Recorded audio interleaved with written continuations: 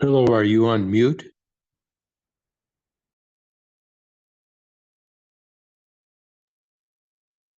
I was on mute, but I can't hear anything for council. Same here.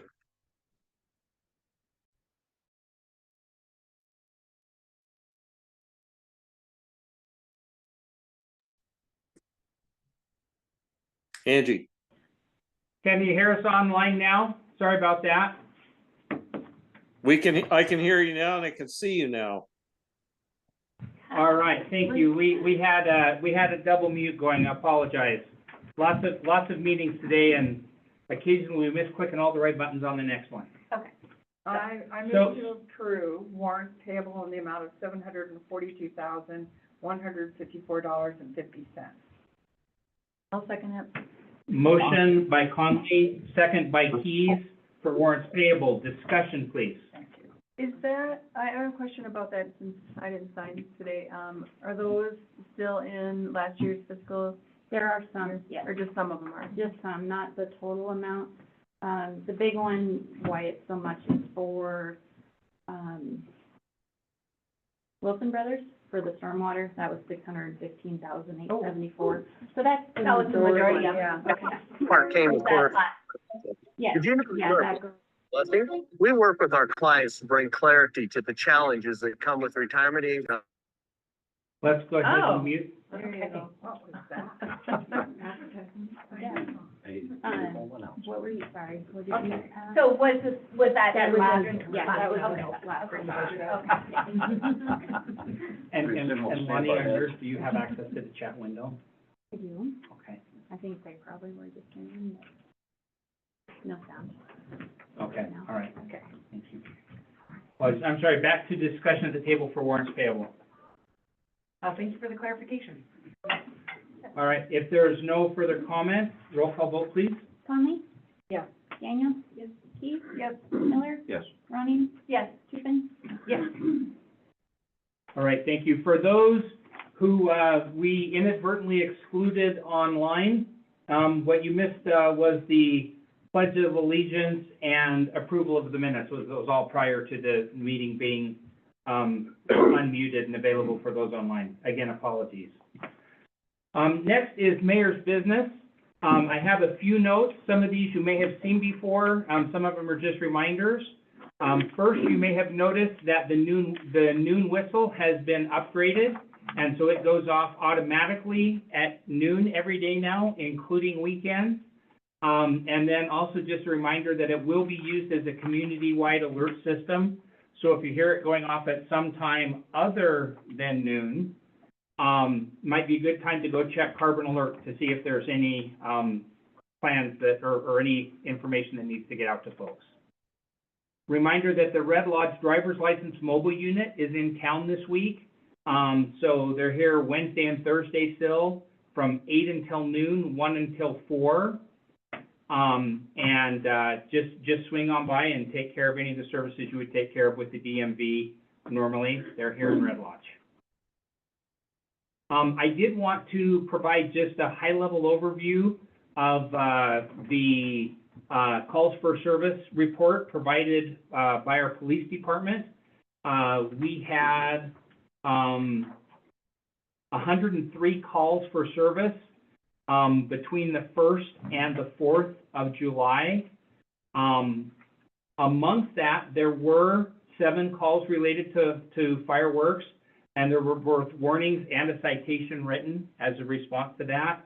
Again, those calls get handled and prioritized with all of the other calls that come in, so whether that be fights, domestic disturbances, DUIs, welfare checks. So there's a lot that our police force doesn't handle, but I did want to report that they did include and were successful in their efforts in helping enforce our fireworks ordinance.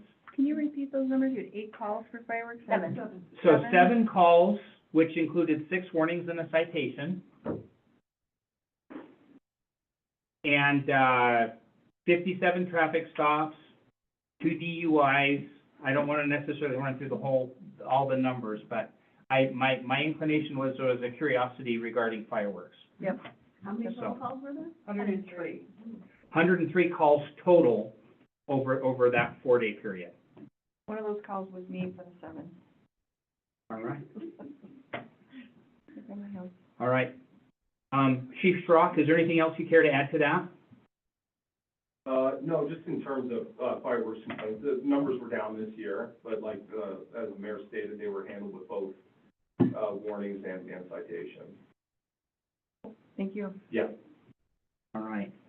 I wanted to provide just a general update. I've received a lot of calls. Some of you may have noticed. In fact, I even received some calls from council members who have noticed the water on 14th and Grant. We have a new water feature in town. It is in doing some research. There's a lovely little sign up there that indicates it's the Sunset Mine, established in 1907. And there has been for many, many years an 8-inch pipe that comes out of that and drains it and has gotten it down. And the guess currently is that it has collapsed. Our crews have gone up and tried to run a camera up at the same cameras they use in our sewer and water systems. What's that comes up from? It's the camera we use in our sewer systems, but they tried to run a camera up and were unable to do so just because that's what leads to think that there's a collapse in the pipe. We reached out to DEQ. Mike had them down there today, and he was actually down. They are exploring the options right now. Basically, we're looking for the smart brains to come in and tell us the best way to deal with that. We have not yet pulled a trigger because we're still waiting for solutions and suggestions and hoping that DEQ and that there's a whole bureau of old mines that will come in and we're just kind of checking out the best ways to deal with that. But I anticipate that there will be basically an emergency response handling to get that issue resolved prior to the next meeting. So, any questions on that? It'll be DEQ that's handling it, though. Yeah. We are working on coordinating through DEQ. Not Chelsea's gonna do it. How bad is the water feature? Do you want to see it? Let's say, yeah, what we are doing from a city perspective is, we are basically have worked to create a path that gets it down to the stormwater system to keep it from impacting any homes other than the basement where the water feature originates. Oh. Oh, originates. A lot of water. A lot of water. A lot of water? It was traditionally, it was an 8-inch pipe, 8-inch line that was pretty clear and full. And now when you look into it, you see an inch of silt. Where does the water come from? Come on. So is it like groundwater? It's not coming from the It's- city water? No, so, Yeah. good question. So when this first came to the city's attention on 4th of July, great time to deal with this sort of stuff. They were able to determine through several tests that it is not originating from the city. They tested for chlorine. They ended up shutting off water, into the system just to see if that had any impact on it.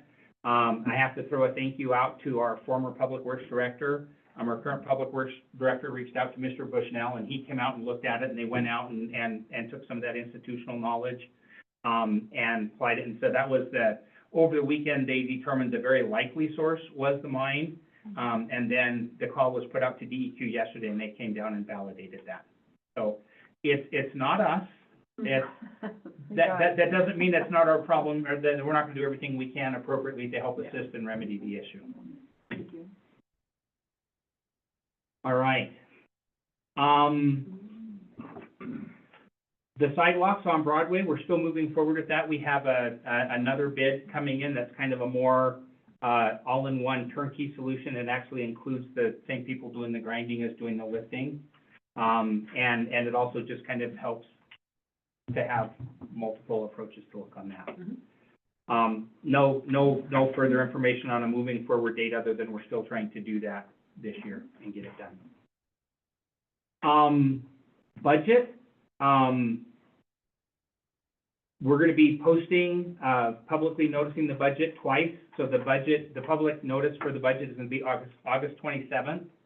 So that's 2 months away, but we will run to post prior to that. In addition to that, I anticipate we're gonna be getting the presentations and the current versions of the budget up online so folks can access that if they have any questions.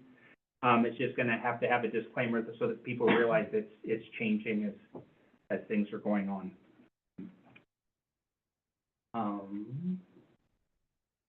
Upcoming large events. There was a concern raised that, that part of the regulation was that we should be announcing large upcoming events that have been approved.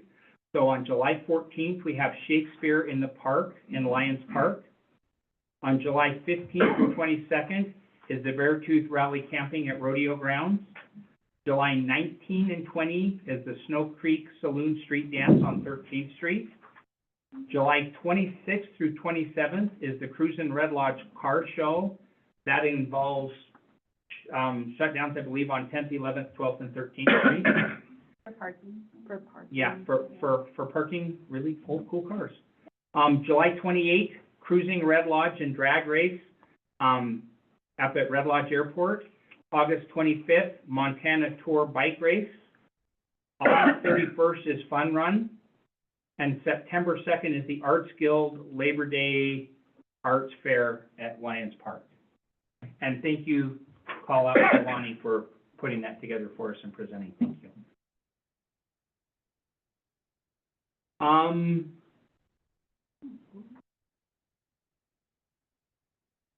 Tomorrow at 11:30 at the Senior Center. I don't know who received the invite or who did not. But the Senior Center tomorrow is reaching out to the community leaders, and basically they're inviting, and you're all invited to join the lunch at 11:30 at the Senior Center tomorrow if you'd like to. Basically, they're going to be talking about the services they are able to provide for seniors and others in the community. So, the last thing that I want to comment on in Mayor's comments is that there is a planning board meeting tomorrow night. I'm sure you have all seen a lot of letters of that from neighboring subdivisions and including in that subdivision. We are making plans for overflow at the library if needed to be available. Part of it, I've got a couple of letters I need to address and respond to. We are at the very beginning of what is a very long multi-step process.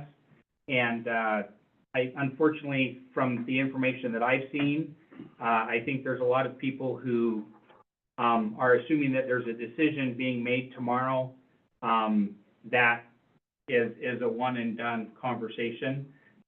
It's actually the process working exactly as it's supposed to.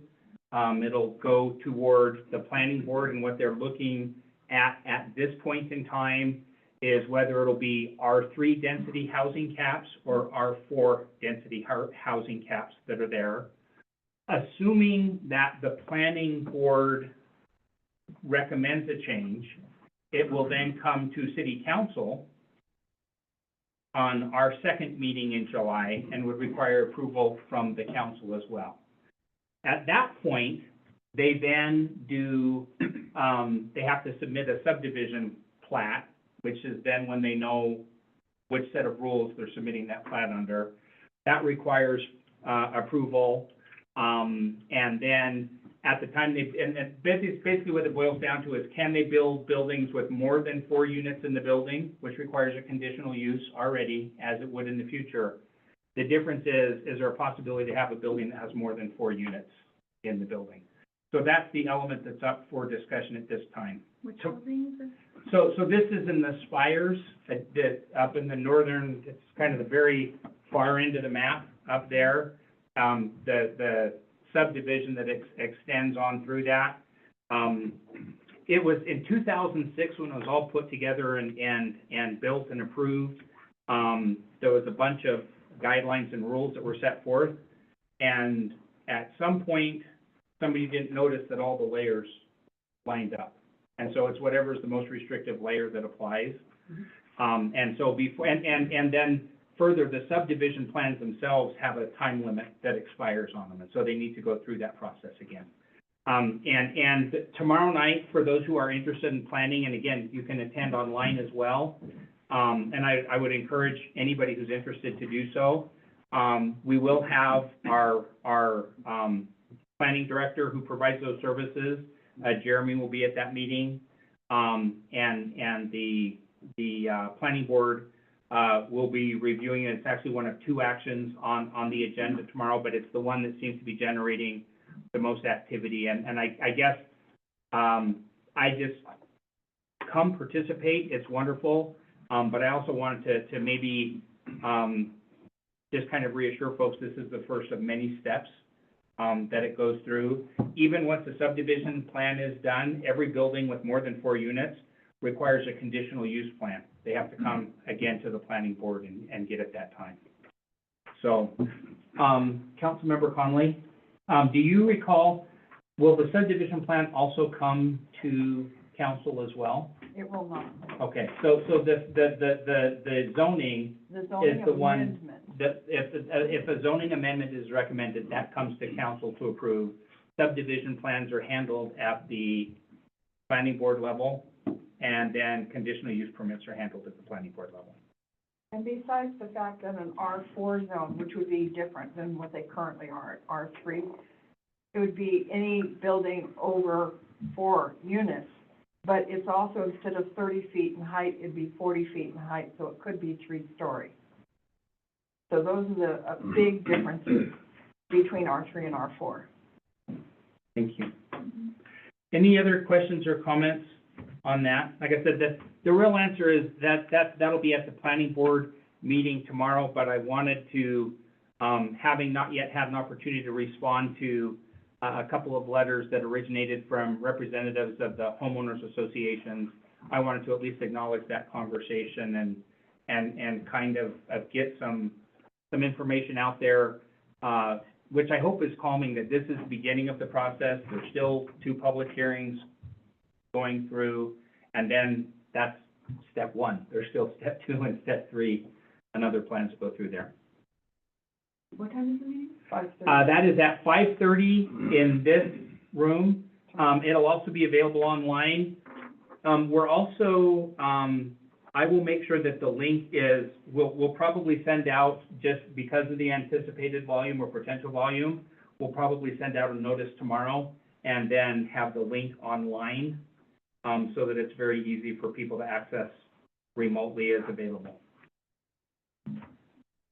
Additional comments, questions, things I should have thought of that I didn't? I haven't received any emails on it at all. I think they must be going to the planning board and just to you. I've been getting with you. But I you're think Ward it's 1. Ward too. 1, that's Yeah, why. okay. Yeah. Okay. All right. I think that completes that part of the agenda. Mayor, anything else from mayor's reports or comments that? All right. I look forward, as we get closer to the budget, to having more and more and better graphs and pictures and having those conversations. The clock is ticking. At this time, we'll open the agenda for public comment. This is the public's opportunity to comment on anything on the agenda. If you would like to speak, I'm opening up my cute little egg timer here. If you would like to speak, please come to the podium. Be respectful, state your name. Please address your comments to the chair, me. State where you reside, and limit your comments to 3 minutes. For action items, we will allow additional comment at that point as well. And then we'll also close our meeting with public comment where you can speak on any matter, whether it's on the agenda or not, any matter that's within the city's purview. With that, I'll go ahead and open up public comment. Looking in the room first. Going once.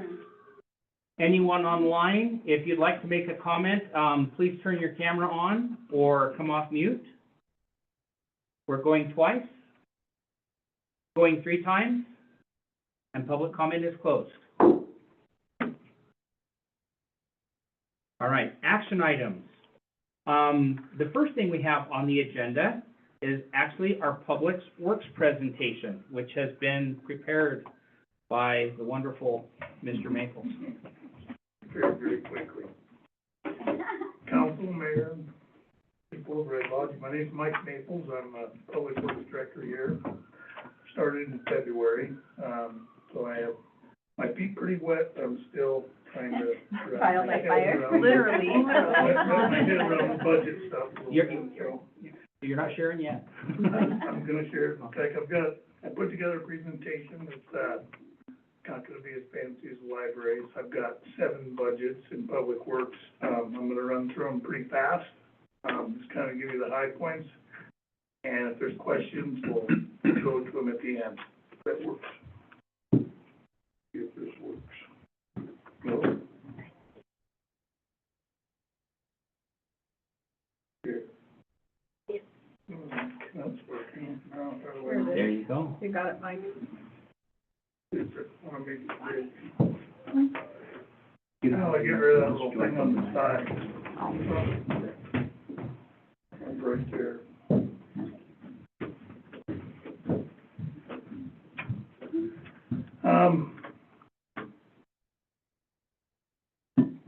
First thing, guys, generally speaking, and I'm a little biased on this, but, I feel like Public Works is what makes a city a city.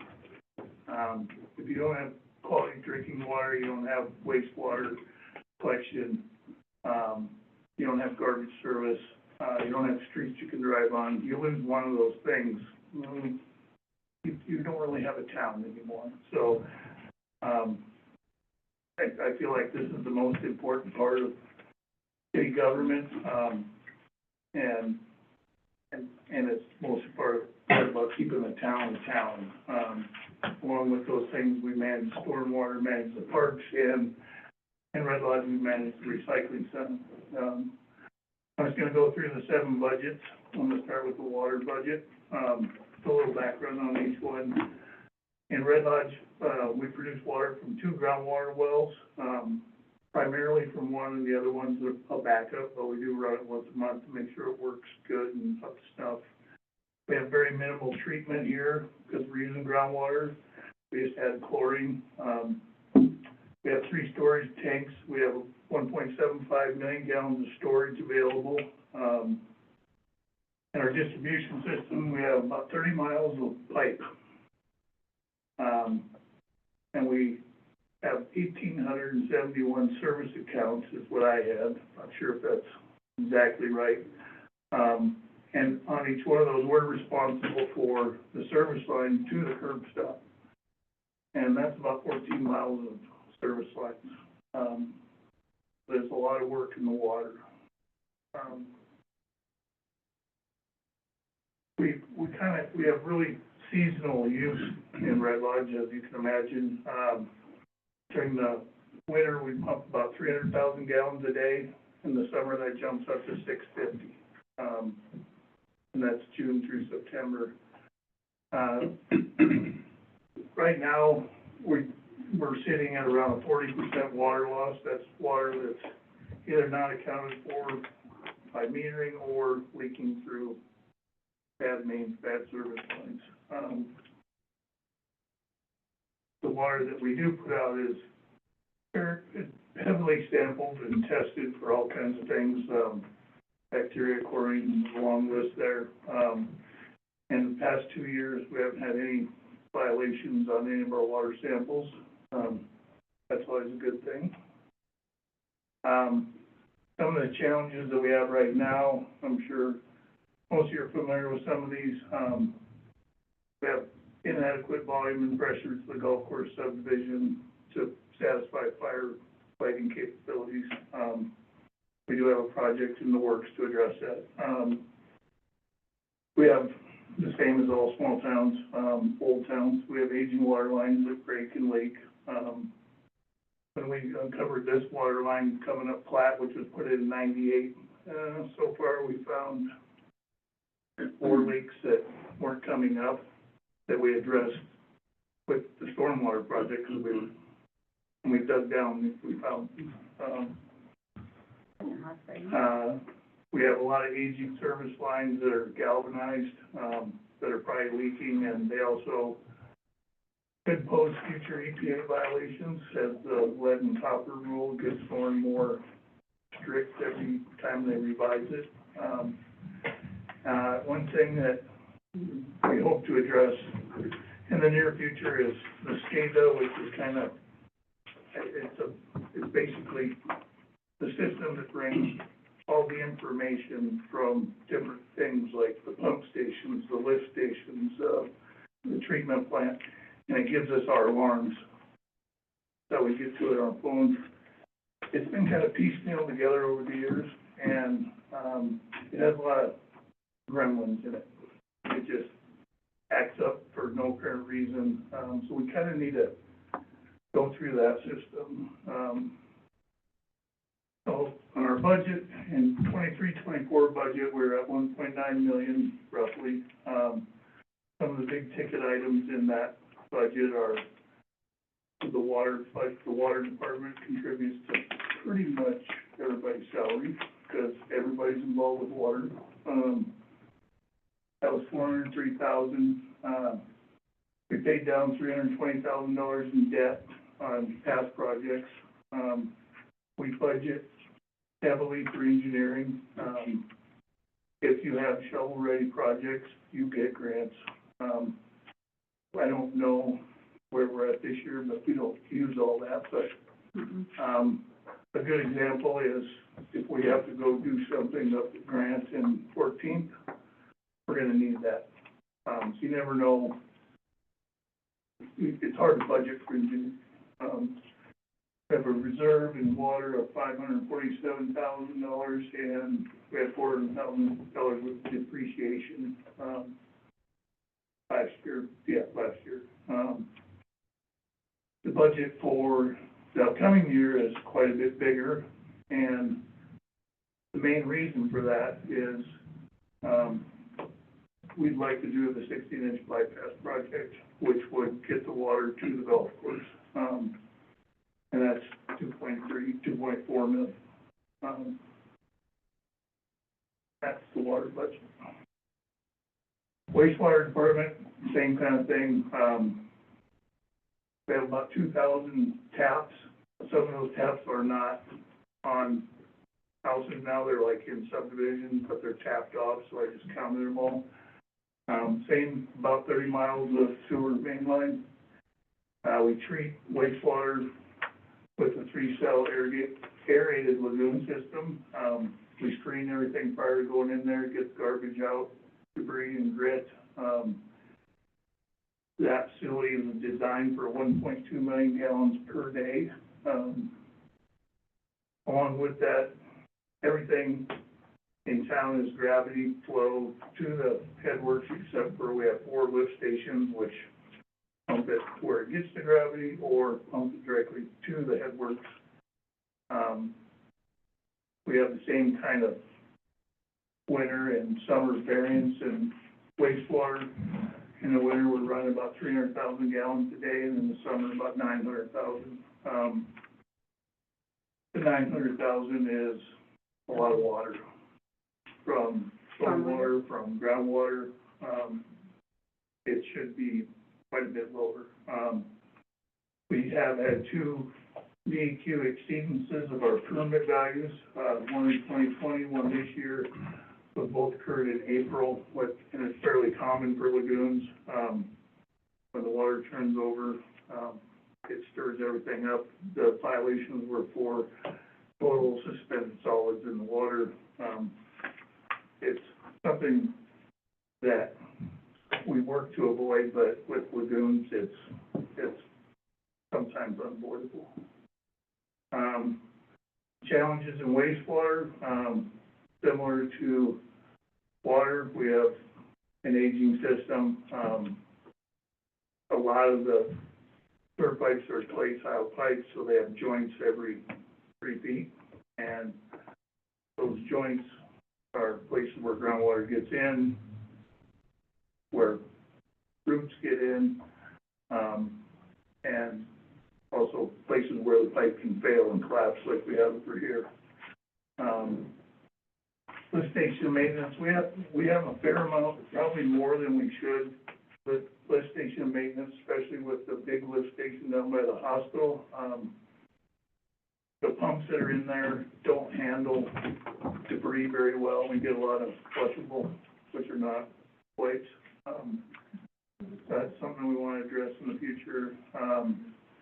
The areas in the collection system that kind of just lack a main line. We have one place where there's 6 houses all tied to a foreign service line. It's a nightmare because it's technically a private line, but it's a problem, and there should be a main there. We have quite a few places where there's a dead end main with no manhole on it, so we have no way to maintain it, clean it. And then the same problem with the SCADA, because that's all tied together with the water. Our budget in 23-24 was 2.3-ish million. That department kicks in about 400,000 for the same salaries. We paid down $250,000 worth of debt last year. We budgeted a lot for engineering. We have $300,000 budgeted in there for potential sewer projects, I think. I can't remember. We have a good reserve in sewer, $1.5 million, and we get about $350,000 worth of depreciation back in. The budget going forward is again bigger, but it includes $800,000 for a lining project.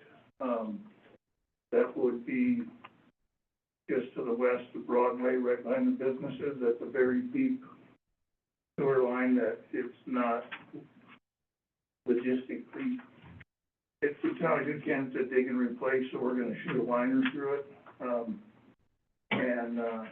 And it's also probably, because it's so deep, one of the lines that takes a lot of water. It's down in the water. So hopefully by doing that, we'll get that old pipe back to a state where we won't have collapses on it, and hopefully we'll get some water up. Stormwater, I'll run through it. I don't really have a budget for it, but we do have a budget for it. I just haven't seen it yet. We're working on it. So it's been kind of a hot topic because we're working on it. Original system was installed and started in '85. Approximately 30,000 feet of pipe right now. We don't have any storage or detention facilities on it. It just basically goes directly back into Rock Creek. And currently we collect $340 a month for the maintenance of that, and additional $1040 for the loan for this project out here. I put that we're completing phase 2 and 3 under challenges because these big projects are challenging. So that's one of the challenges. The storm inlets,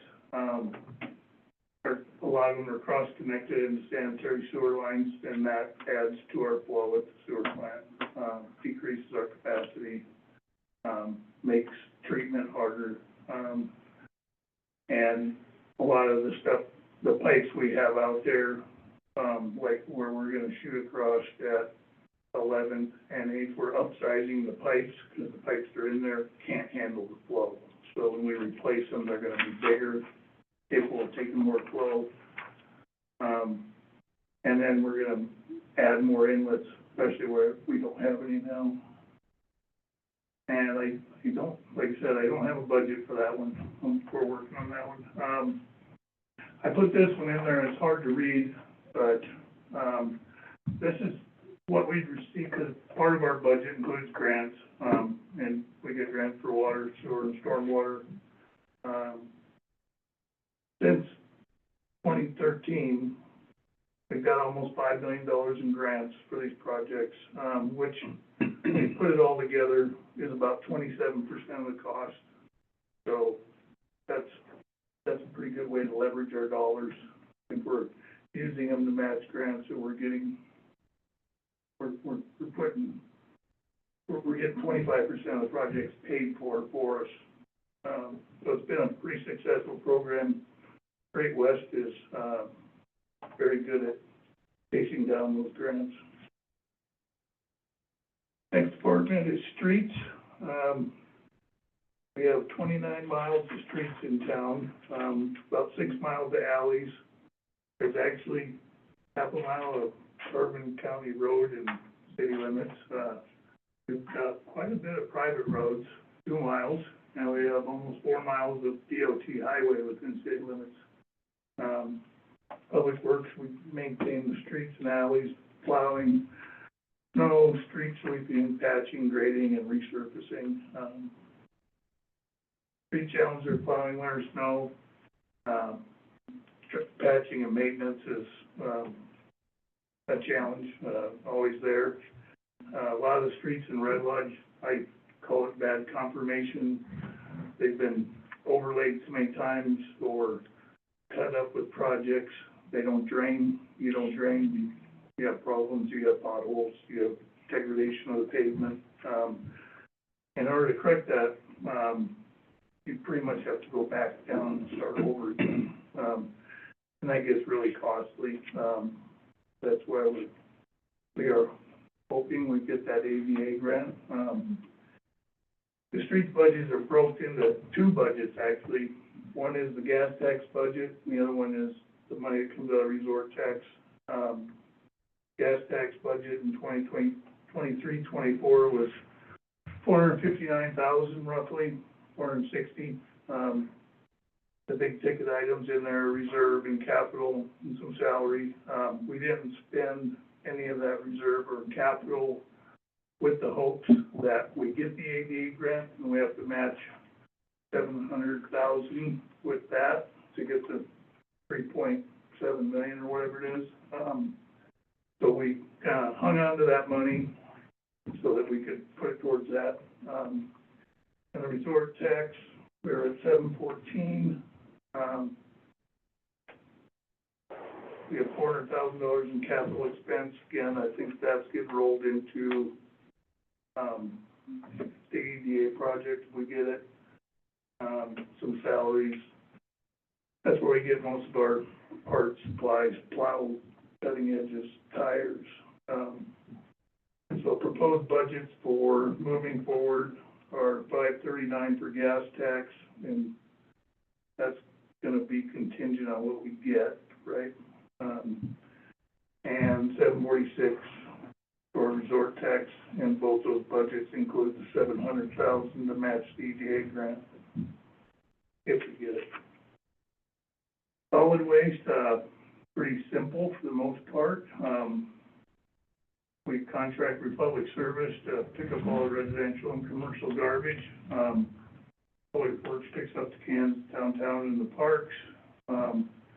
And we oversee the recycling center, but honestly, it runs pretty good. I don't go down there much.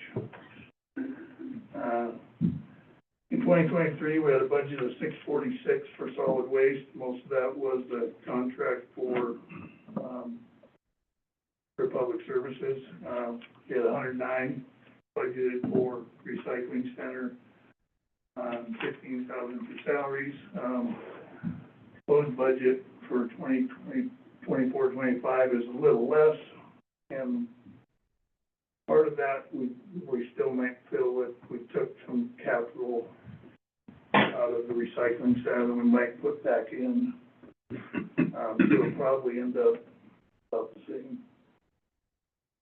I didn't know this until we sat down to get this presentation together. Red Lodge has a lot more parks than I thought we did. Some of them are just pieces of dirt out there. They're not really parks, but there's a total of 85 acres of parks, so almost 86. And we have a person dedicated, I think it'd be 50% parks. Is that what Willie is? Yep. Is he 50% parks? Yep. So in the summertime, that's his job. He mows, trims, takes care of the trees. He does a great job. 23-24 24 budget was $652,000. Most of that was capital outlay, some salaries, purchase services, and then we have kind of an $80,000 budget for projects, which covers things like we stained the moose trails, we did some work on the ball fields, we're gonna re-seal the skate park. Some of the purchase services cover like porta potties and weed spraying and spraying the grass for dandelions and fertilizer and that sort of thing. And the last budget is the pool. Pool was rehabilitated, I hope I got this right, in 2022, is that right? Ripped out and put in a new one. Yeah. Well, more than rehabilitated, I guess. And I think, I'm not sure that August 15th is a closing date, so don't take that to the bank. Our pool budget was $251,000, $98,000 that is a payment on the loan for it. $79,000, right, for salaries? Yeah, I think it was. Salaries. Purchase services, $53,000. And our proposed budget moving forward is about $210 more. So about the same budgeting going forward. And that is the end of my budget. How long was it? Perfect. Question? Just a reminder, and if those have noticed, there is a latest copy of the budget, that will be being made available online as quickly as we can make it happen. It is marked as a draft. You may notice as you look in some of the others, because general fund is on here, several of the, it's worth noting that several of the conversations having to do with negotiations, with the unions, we have both with the Public Works Union and Police Union. The numbers in here represent potential numbers that we're talking about, so we're kind of building that in up front, and then we get to tweak and change things as we see how things shake out over the next couple months. Any questions for Mike on his presentation of projects? How many people work at the pool? Currently, we have 18 employees, and that includes, manager, head lifeguard, lifeguards, and swim instructors. So not all of them are full-time. They're all part-time, by right. now, But there is. The total would be good though. We do have, and please correct me if I'm wrong, we do have some that are full-time and that they are 40 hours, although that's by far the minimum, but it is, that is not weighted, it doesn't include benefits because it's seasonal. So, that's not 18 times 40, but we do have, specifically, 3 adults that are there, kind of make sure there's adult supervision at all times, kind of managing, the other staff, which, you know, high school kids and a lot of other folks that are interested in making that go forward.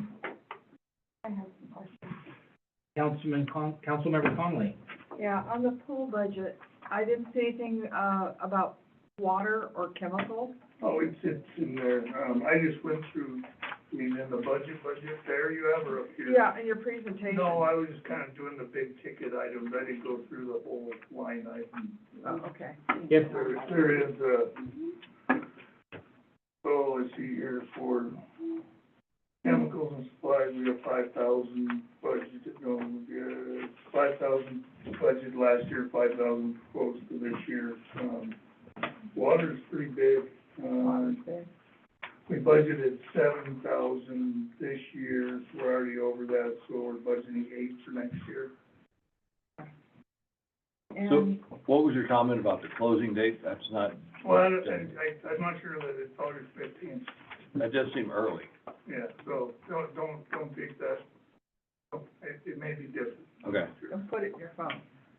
When I was doing that, I asked somebody, when does school start? And they said August 15th, but that's when we don't have lifeguards, so, I put it in there. And Mike, I had a question on the affluent during the summer.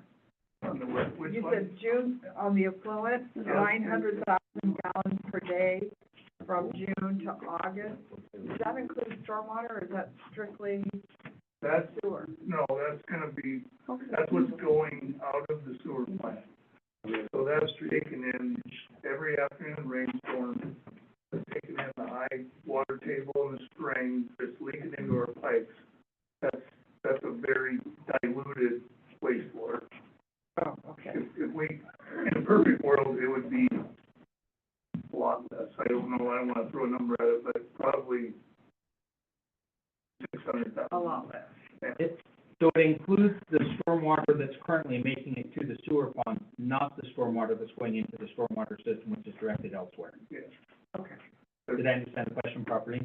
Yeah, I just wanted to know if it includes stormwater. Apparently it includes some. So, yeah, the stuff that we haven't gotten out of there yet, and it's including, like, down here, some of these mains, kind of between Platt and Hagen, are just, they're taking a lot of groundwater in, especially in the spring. You know, when we had the high water in the creek, That we're gonna those call that. pipes were full, you know.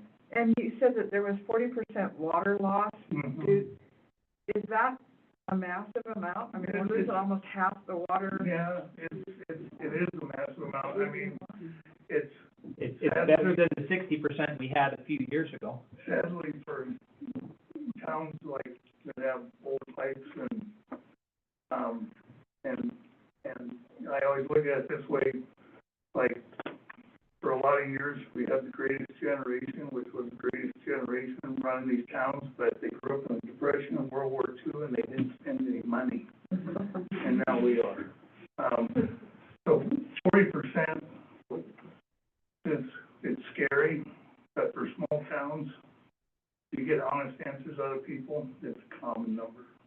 I'd like to see us at 30, and I think if we ever get below 30, we're really winning. We're pretty good. I- At you least know, going into kinda- the groundwater. The goal, it used to be the goal was if you could get to 15, that was a perfect system.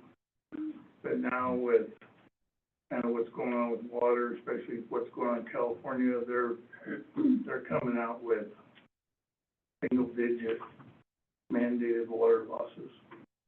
And, you know, if it comes here, when we're gonna have a lot of work to do. And you mentioned some projects, and I'm wondering if the project over on Park Avenue is included in your plan?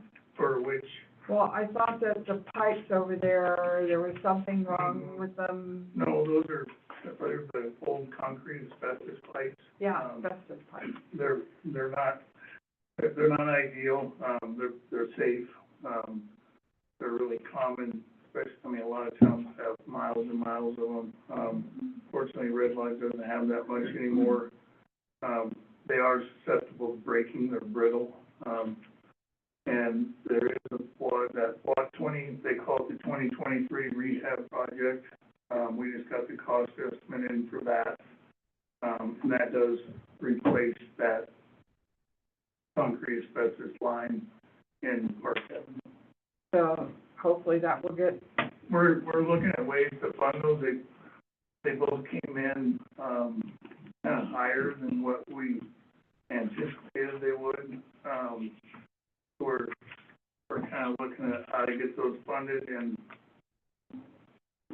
we gotta sit down with Lonnie, and we're looking at combining two projects, possibly get a big project together, because with water, they'll typically, if you get a loan, SRF loans, they'll typically forgive 50% on a water loan.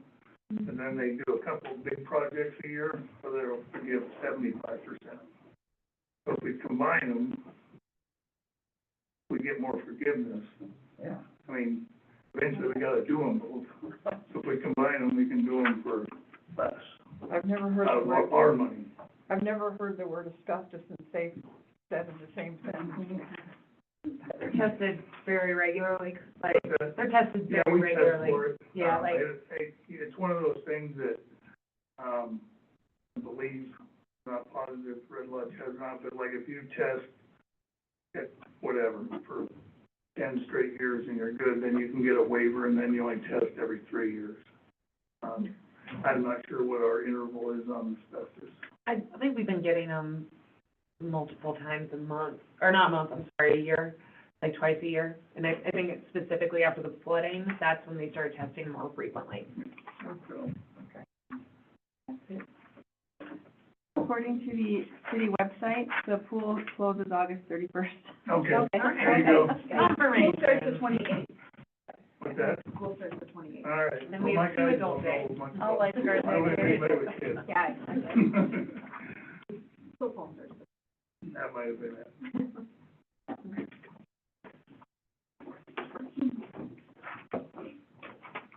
Any other questions? Thank you, Mike. Thank you, Mike. All right. Moving on to our next action item, we have a planning board, appointment. And, I'm gonna start out by saying I goofed.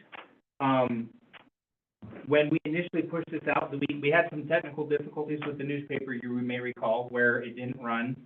So we ran it for 2 cycles after that, and during that time, we received 2 letters of interest from Doug Herman and John Gray. The following day, after we had closed, and it was after the packet went out, I received another letter of interest.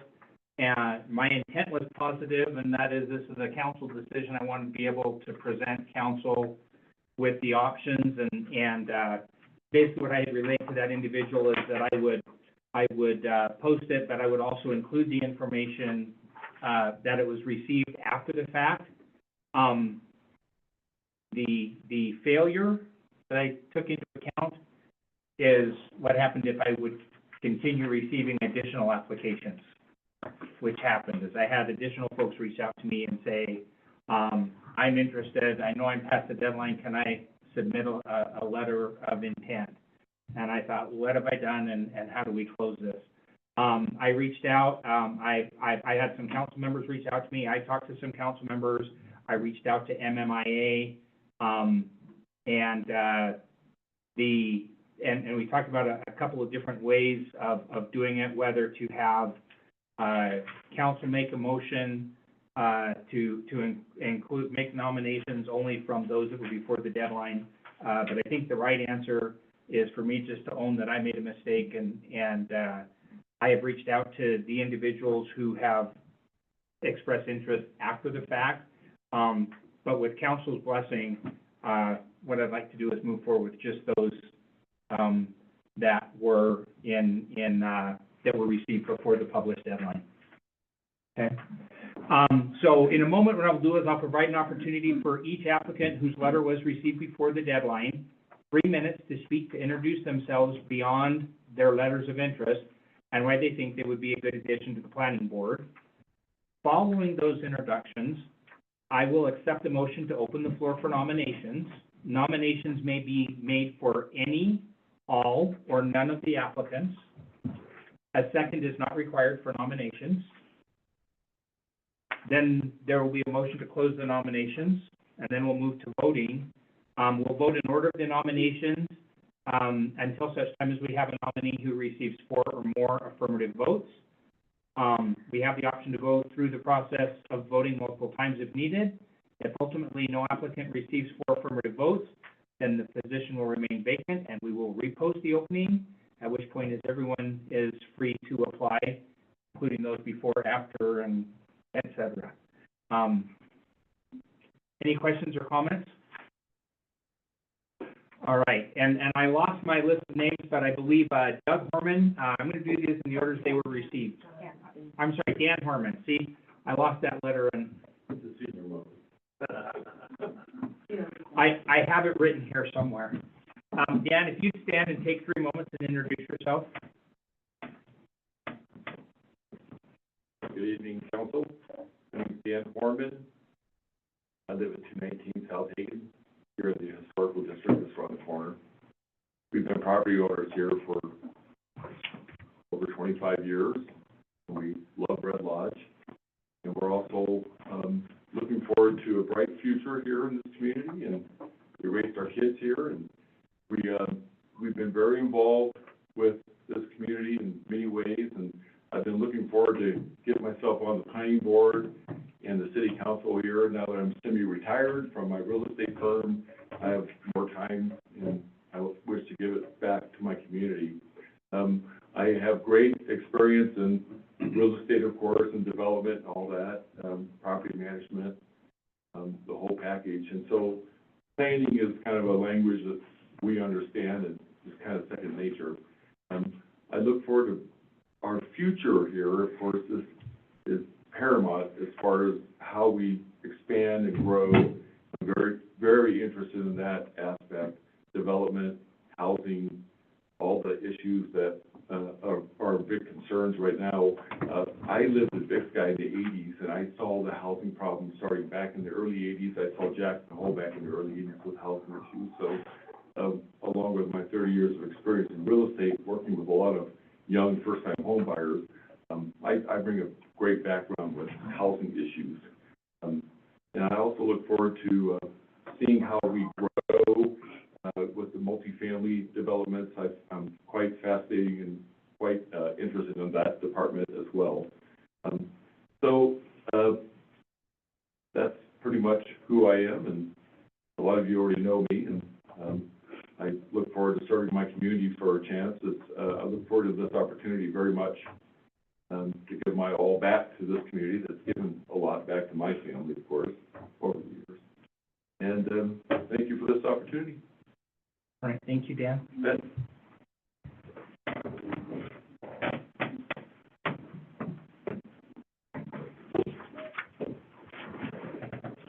All right, John Gray. Hey, Council, John Gray. So basically, I've been in the community since 18. Before that, I was a graduated Roundup, Montana, went to Rocky Mountain College, married a woman from Colorado, moved to Colorado, and as soon as my youngest daughter graduated, moved back to our hometown. Relatively been home. My great uncle was the sixth, one of the 6 members that started the ski area. Grandma was born on East Rosebud at the Dude Ranch. Great uncle had owned the Grizzly Bar. Red Lodge has always been home. I've been here all my life. Now I come back. I've owned businesses. I own El Roaring Barbecue, El Roaring Boards. I also own CC Legends. I've given back to the community currently. I mean, when we had the floods, it was the one that brought the bottled water in to make sure that our citizens had water, to understand the needs of the citizens. That's probably the most important thing that what I can give to the council. Is it's not just for one particular individual or a group of individuals to come in and tell us what we need to do in our own community. I've seen a lot of things when I lived in Colorado from a growth perspective, what that looks like even in small mountain towns as I was, doing ski teaching in Vail, in Breck. It's an immense, questions, problems, things that can be solved. But you actually see it as you go through it with Vail Associates, how they give back to the communities, what they do, not just from a ski resort, but from a community perspective. I think what I can bring is, not only, number one, I'm a fifth generation Montanan, the values of what that looks like from a ranch perspective, but also from a business owner here in town, what I've given to the town, what I want to give, to continue to give that to the town. I think I can be very beneficial from that perspective, and thanks for your consideration. Thank you, John. All right, I'm gonna switch to the device that has batteries for my cheat sheet.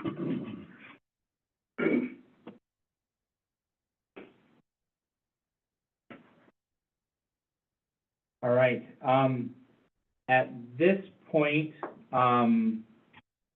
I'll accept the motion to open nominations. I'll make a motion to nominate John Gray. Okay, I'll second it. I think we can do that. So I have a motion to nominate John Gray by Councilmember Ditmore. Nope. I'm Coopin. Spent way too much time changing that name to think of that. We already know I'm bad with names. That's my mom, Julie. All right, and a second, although a second wasn't necessary from Councilmember Miller. Other nominations or a motion to close nominations? Did we get discussion on this? We will after we have discussion. I wrote that part down on the sheet. So we will have discussion. I think we take the nominations and then we do discussion. All right. Are there any further nominations? Or alternatively, a motion to close nominations? I move to close the nomination. All right, nominations are closed. Now there will be discussion at the table. Councilmember Keys. I think that if we have a lot of other people interested in being on planning board, that it might be beneficial to hear from those people as well. And even though there was that deadline that had passed, Dan or John may be the best candidate, but if there are other people out there that are also interested, I would love to hear from them as well. I personally know one who applied that I think would be an excellent candidate.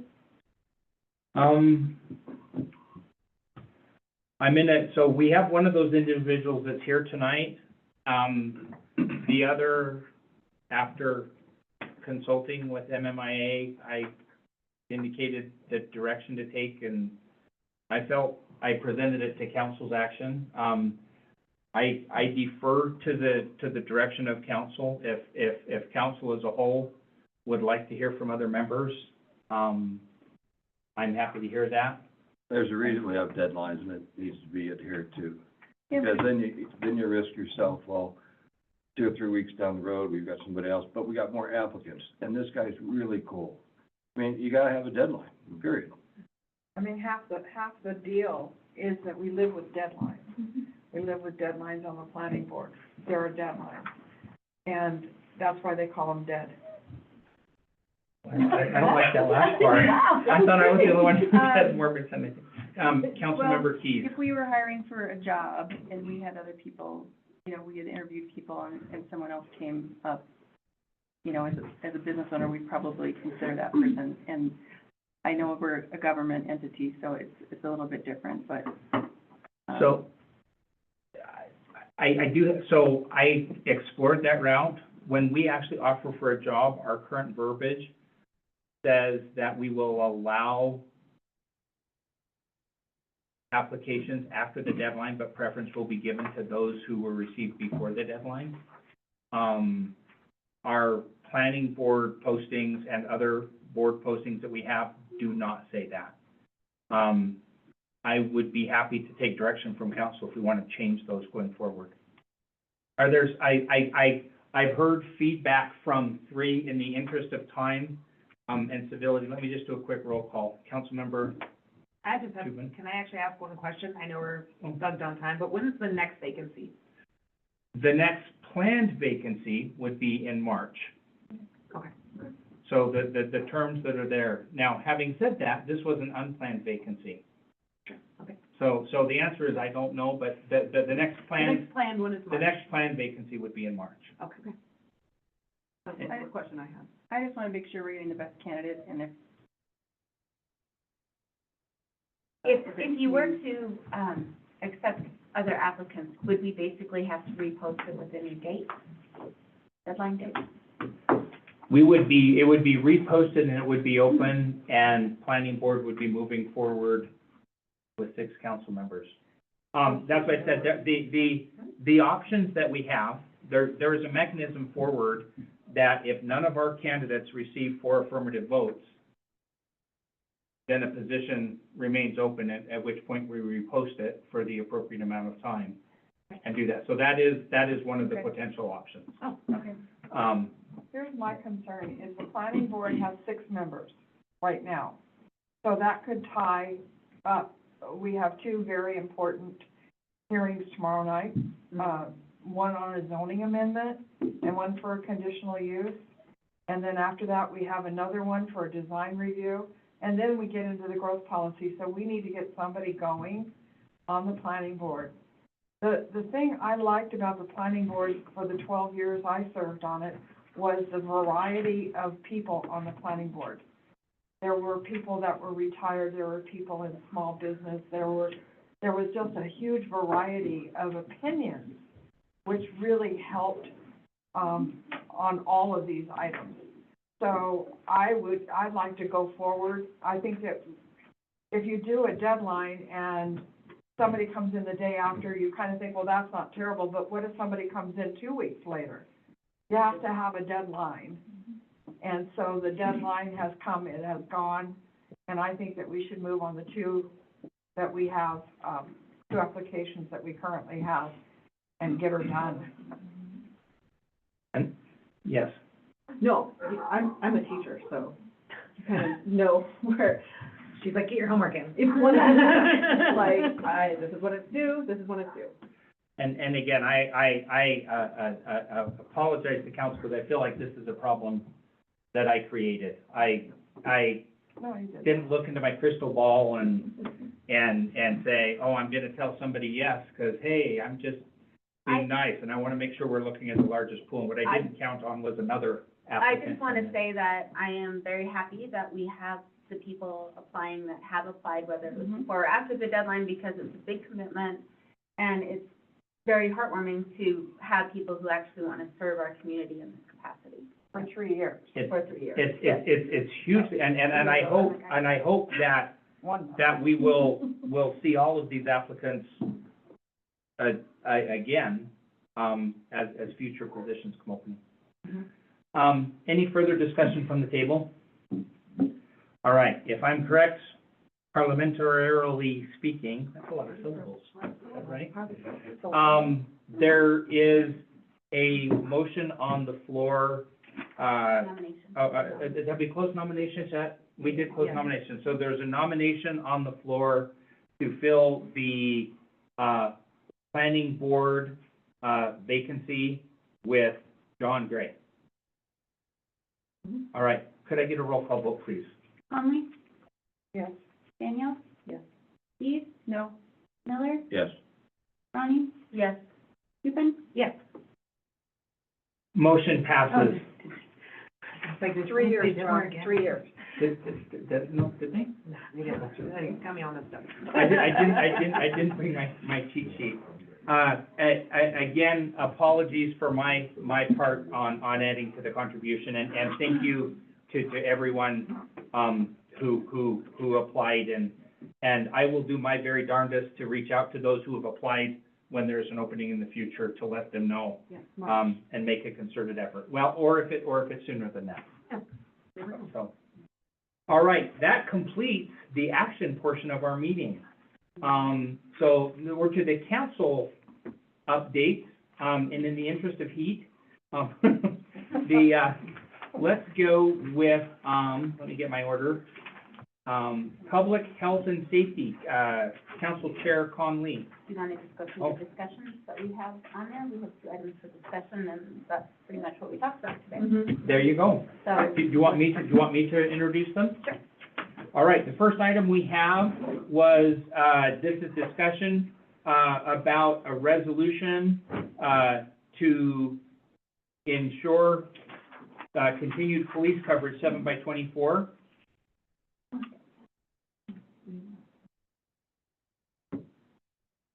Who's leading the discussion? Oh, sorry. yeah. Okay, a resolution of the, and I did change this, I don't know. The city of Red Lodge to maintain a minimum staff of 7 sworn police officers to ensure the continued police coverage 24 hours a day, 7 days a week. Whereas a minimum of 7 police officers affords the population of Red Lodge and the 5-mile district surrounding Red Lodge a sufficient police force to ensure 24-hour-a-day, 7-day-a-week coverage. Whereas the population of the city of Red Lodge and the surrounding 5-mile district is growing, and we have had increased calls for service within that area. Whereas it's essential for the city to establish 24-hour-a-day, 7-day-a-week coverage to protect the health, welfare, safety, and property of the citizens of Red Lodge. We did change that to continuous, if we've already have 24 hours. That's right. All the others I was guessing at, because this is the old one. Okay, yeah. We currently have 24-hour a day, 7-day-a-week coverage, so. Sandy, do you want a copy of the new one? Oh, did I give that to you? Well, I think I got everything except for that Yeah, continue. there we go. Oh, good. And therefore, be it resolved that the city of Red Lodge shall maintain a minimum staff of 7 police officers to ensure 24-hour-a-day, 7-day-a-week coverage. The city of Red Lodge hereby authorizes the mayor to fund a minimum staff of 7 sworn police officers to ensure 24-hour-a-day, 7-day-a-week coverage. Red Lodge has had, 30 years ago, a staff of 7 police officers. We have grown a little bit in the last 30 years. So we figure by doing this resolution, it won't drop below the 7 as it has in the past. And that was why we did a resolution. Does anybody have any concerns with that? We afford it. That's what it comes down to. It was, It's currently what we have yes, in the budget. in the budget. And the budget presentation for the police force may be in 2 weeks. It's going to be rescheduled. There's a training conflict with the chief, so Yeah. we'll have to work on the scheduling. of it. But it does include that. It does include 7-day-a-week, 24 hours a day coverage for 7 officers. I think what this is as you're dealing with a limited budget and you're looking for places to cut, we don't think the police force is where you should be doing it. Okay. That's what I'm reading in this Yep. as a direction. Is Gotcha. this something that you want to have up for a vote next meeting, or do we want to wait for the budget presentation? I think that we should have a vote at the next meeting, that we'll work on the budget if the budget needs to be, I mean, this is one of our primary things, to provide. This budget right here has Has it. has it in it, but, Or is it necessary to have more discussion? I don't see that it does. I mean, it Okay. seems to me that everybody wants police coverage, Correct. and only having 7. well, and it really doesn't, it just needs to pass before we pass the final budget, is basically what it boils down to. So, I mean, if people, Chief Schrock was going to be here, but he had the sirens going off, he had to leave. So he was gonna be here to answer questions, so, you know, we can have it, you know, if he won't be at our next meeting because he's gonna be at a training, I believe. Yeah. So, I mean, I think having this under discussion, the mayor knows our Yeah, intent. So this is just directing the mayor to make sure that it's in the That's budget. right. I think So- we're ready to vote on this. Well, it's not up for action tonight, but having said that, I have, since this idea was first introduced, I have taken that as and based on conversations here, I'm working as if this is the intent. If nothing else, this is the formalized air cover, to continue moving forward with the budget. I have one more question. Does that, 7 officer, No, it does not include the SRO. okay, thank you. Thank you. Trying to get that out. We do Does have a that- separate resolution. But that one is funded primarily through the schools, right? Correct. Yeah, correct. Yeah, we were going to do, the SRO, but right now where we are is, we need to actually have an agreement with the schools prior to passing a resolution to fund that. So, the mayor is gonna be going back, the mayor and the chief are gonna negotiate with the school to see if we can get the 75%. I believe Chief Schrock said that he included in his budget the additional 25% salary that an SRO would have to, that we'd have to cover. So if I may add a little bit to that, the resolution that was in the packet in discussion was actually the resolution approving, authorizing the mayor to sign a contract that does not yet exist. Implicit within that discussion is, and it was, has come up in the previous conversation as mayor, we would like you to pursue that. So what you will see as you look in the budget, you will also see that there's a school resource officer. I apologize for acronyms earlier. There's a school resource officer in the budget. You will actually see 100% of the school resource officer as an expenditure because they are an employee of the city. What you will not see in it is that 75% of that salary as an income offset per negotiations with the school board. So I guess, you know. And what- there's a note in the comments on that, it just, the current format about how it puts the budget together, there's not a convenient line for it to show up in there. And I guess, you know, we just really wanted to bring this forward now as a discussion item. So if anyone, you know, other than the budget concerns has any other concerns about it, we can absolutely, you know, address that right now. And then, you know, and then when we want to take an action item on it, we can decide that now too, if we want to do this next meeting or if we want to wait, a month. Yeah, when so- we have the police. So item A, which is the coverage, I'm hearing will be an action item next meeting. Yeah. See, this If makes it easy when everyone- we have the next meeting planned out already. If everyone's okay with that. Yeah, I think Yeah. that it's fine to make that an action item. Okay. I think I do want to have some follow-up, questions for Chief Schrock. Just, you know, I'd be curious to know, like, drop calls to some stats, some data, but, 'cause I don't get to sit in at your guys' meetings, so I might just do a little follow-up on my own. Of if the that's all right. 100 And we will have him come And do he'll a be similar here. presentation. It just needs to be when he's not already scheduled off to be in training. Or there's not sirens going through us. Yep, Of the so obviously we 103, need the coverage. of the 103 calls for service that they had between the 1st and the 4th, there were no calls that they did not answer. Yep. So he did give us a list of the types of calls that he answered. Right, And yeah. he said he was not aware of any unresponded to calls. And that was in 4 days for the 103. Well, again, yeah, that was in those 4 days, but I just have those curious questions. I'd like to talk to him about it a little bit more Absolutely. detail. Yeah. Yeah. Noted. The other thing that we discussed in public health and safety, was actually brought up by Rod Bastian, and that is everybody going to the post office, when you hit that corner of, what is it? 12th, 13th? 12th and, Hauser, whatever it is there. The cars are parked all the way to the curb, so people can't see what's happening on Hauser.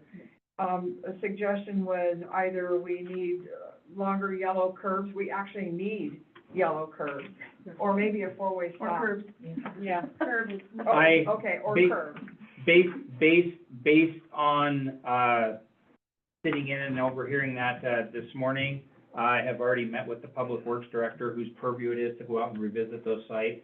And so there are a couple of specific locations he will be looking at for signage that we've talked about. Yeah.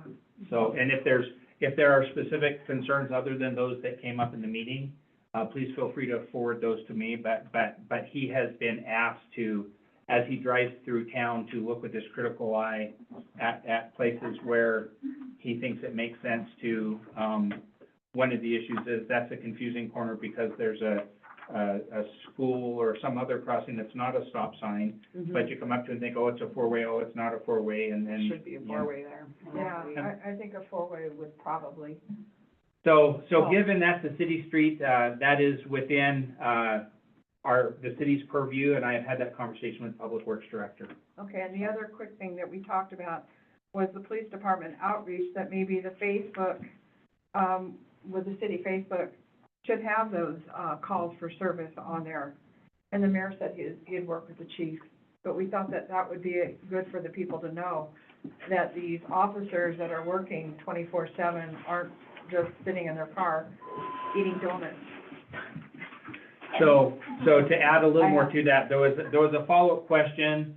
I can see the potential why we may not necessarily want to list all, I don't want to be an alarming, so what I want to do is I'll work with him, to see what our recommendation is. One of the things that we definitely decided we wanted to do is get some pictures of them out in action. I mean, they do walk foot beats, that aren't necessarily seen by everybody, and so things that we can do to. To add some photos to it.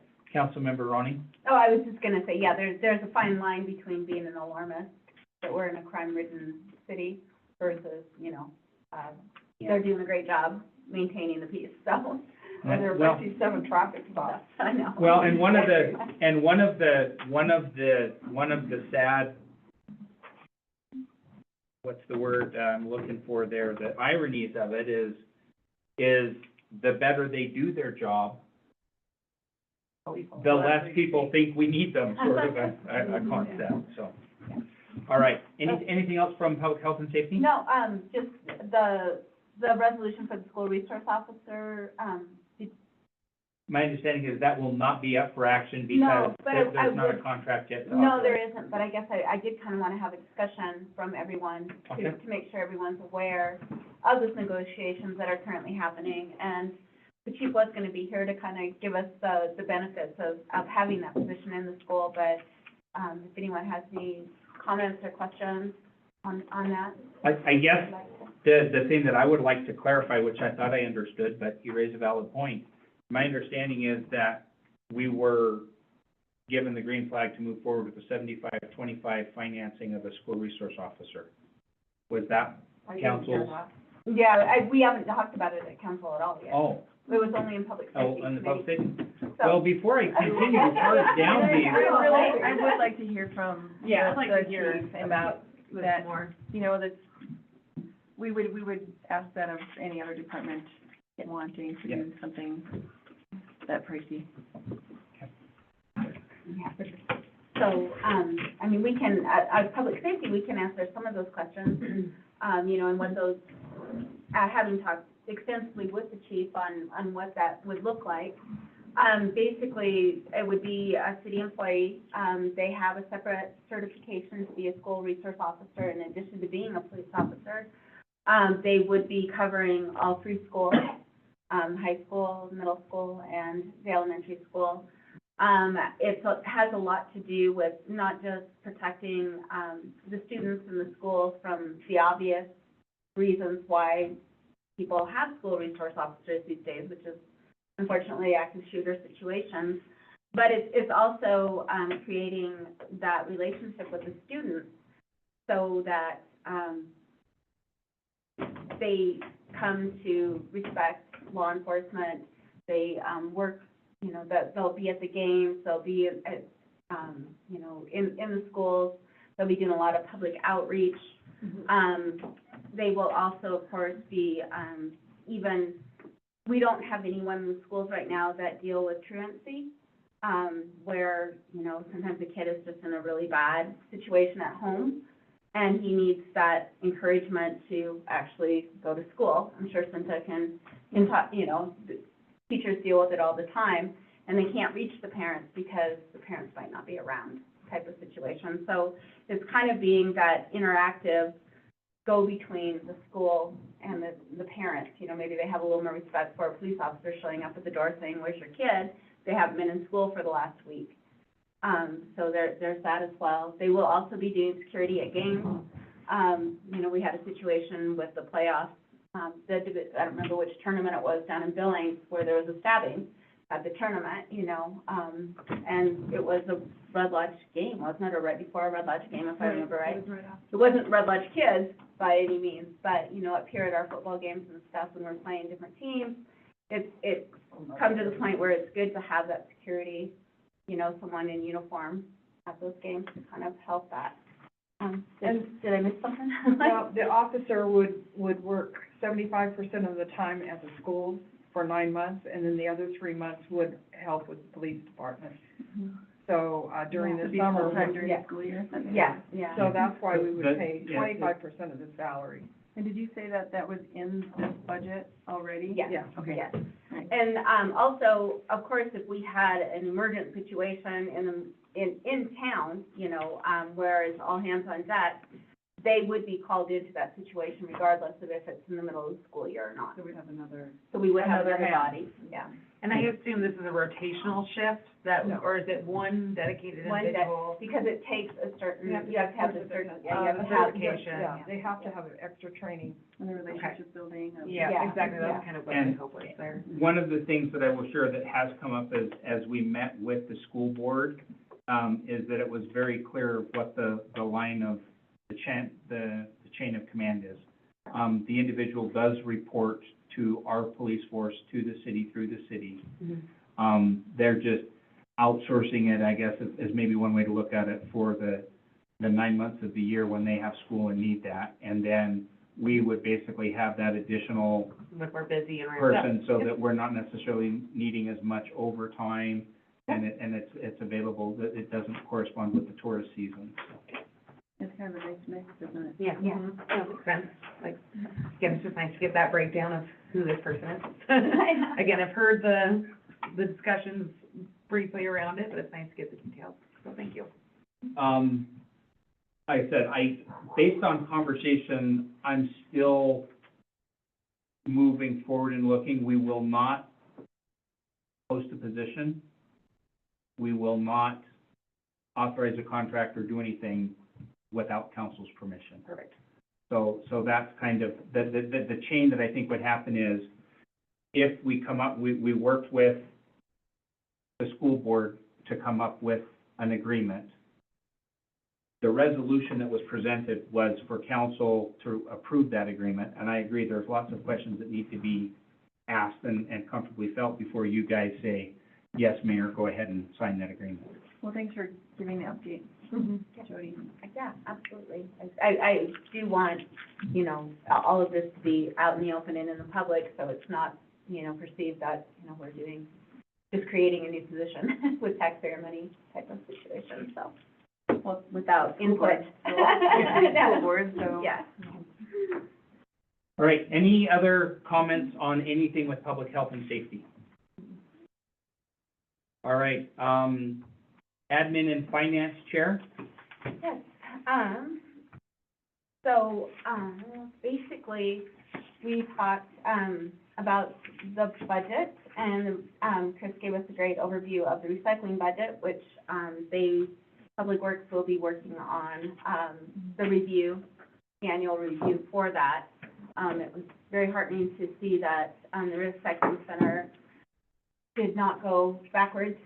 Well, we actually had more income and fewer expenses, so things are looking pretty solid. It's not finalized, but I'm hoping to have an overview next meeting if there's time. Otherwise, you know, there's certainly no rush. You can put it on whenever you want to, whenever it fits in, because I know it's budget season, so. No, definitely. And, yeah, we had kind of a quick meeting. We mainly talked about the budget. Yeah. And where we were at with our union negotiations, which are also tentatively built into this budget. Nothing's been finalized yet, but hopefully, it will be soon. And, then we also talked a little bit about our business registrations, the ones that we had passed, had a few kinks in them, so, we will be working on our definitions more clearly in our business registration of what constitutes, prepared food. So, just so you know, yeah, does it, you know, include the candy bar? Symbol prepared on site. Prepared on site, prepared food. So, yeah, you know, it's always a work in progress, and I really appreciate our business owners that, are patient with the process. And then we also, discussed, with our business registration, we still, of course, are going over our definitions and things like that for the short-term rental ordinance.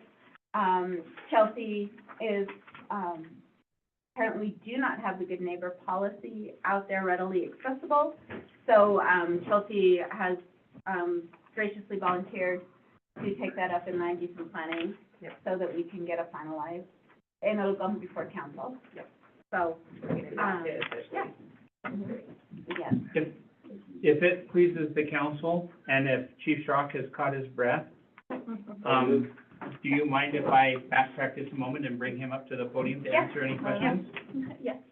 We talked about you while you were gone. Would you like to stand up and refute any of it? All good stuff? Of course. If are there any questions from the table for Chief Schrock, please raise your I hand. mean, honestly, like, I kind of wanted to spend some time thinking about those questions. That was one thing I was looking forward to Oh, having okay. this next time. Like, I wasn't quite prepared. So maybe you could give us an overview of, you know, what it means to you and your department for having 24/7 coverage, and also Sure. talk about the school resource officer, just, you know. Yeah, just a absolutely. quick- So, historically, since I've been an officer with the city, which, 17 years, the other day, we've always had 24-hour coverage. Haven't always been able to facilitate it, though, with staffing issues. Now that we're at full staff, I can tell you that some of the worst calls that personally I've been on night shift are from 3 a.m. to 7 a.m. in the morning on a Tuesday morning, Wednesday morning. It's, you know, crime doesn't have a day that it specifically picks. Most dangerous calls that I've been on are during that time, on those days. In order to have an officer on call, which I'll just say right now, there's no way that I could support having a police department where I don't have officers on the street 24 hours a day. It's just not a possibility for somebody like me. And that's based on life experience and experience on the job as well. But say, you know, playing devil's advocate here, if we were to not have a staff shift in the middle of the night, and like something like domestic violence, which we've been having a lot of those recently as well, were to pop off in the middle of the night, even an officer that lives in the downtown area, it could take him approximately 1/2 hour to respond to that. And a lot of things can happen within a half hour. Not just domestic violence, but any crime for that matter, burglary, you know, home invasion, stuff like that. So that's why it's important to have available units that are out and about and ready to go. And we average a response time of, I think, less than 3 minutes, you know, when we have guys on the street. So that's my 2 cents about that. And then I've spoken, you know, regarding the school resource officer program and how I'm such a big supporter of it. Just, you know, paramount, number one issue is the safety and security of our children. That's my biggest thing, but also having somebody in the school as a police officer that the children can look up to and act as a liaison between the police department and the parents and the students and the teaching staff. Be responsible for 3 schools within Red Lodge. Thankfully, 2 of those schools are connected, but it's a lot of work for one guy, but I can certainly justify it with an officer. Any questions about the program? Kind of got an overview on the program Sure. already. So essentially, going to schools, going to games, Yes. assisting the teachers as needed, Yes. certifications, et cetera. Is there anything that we kind of missed on that?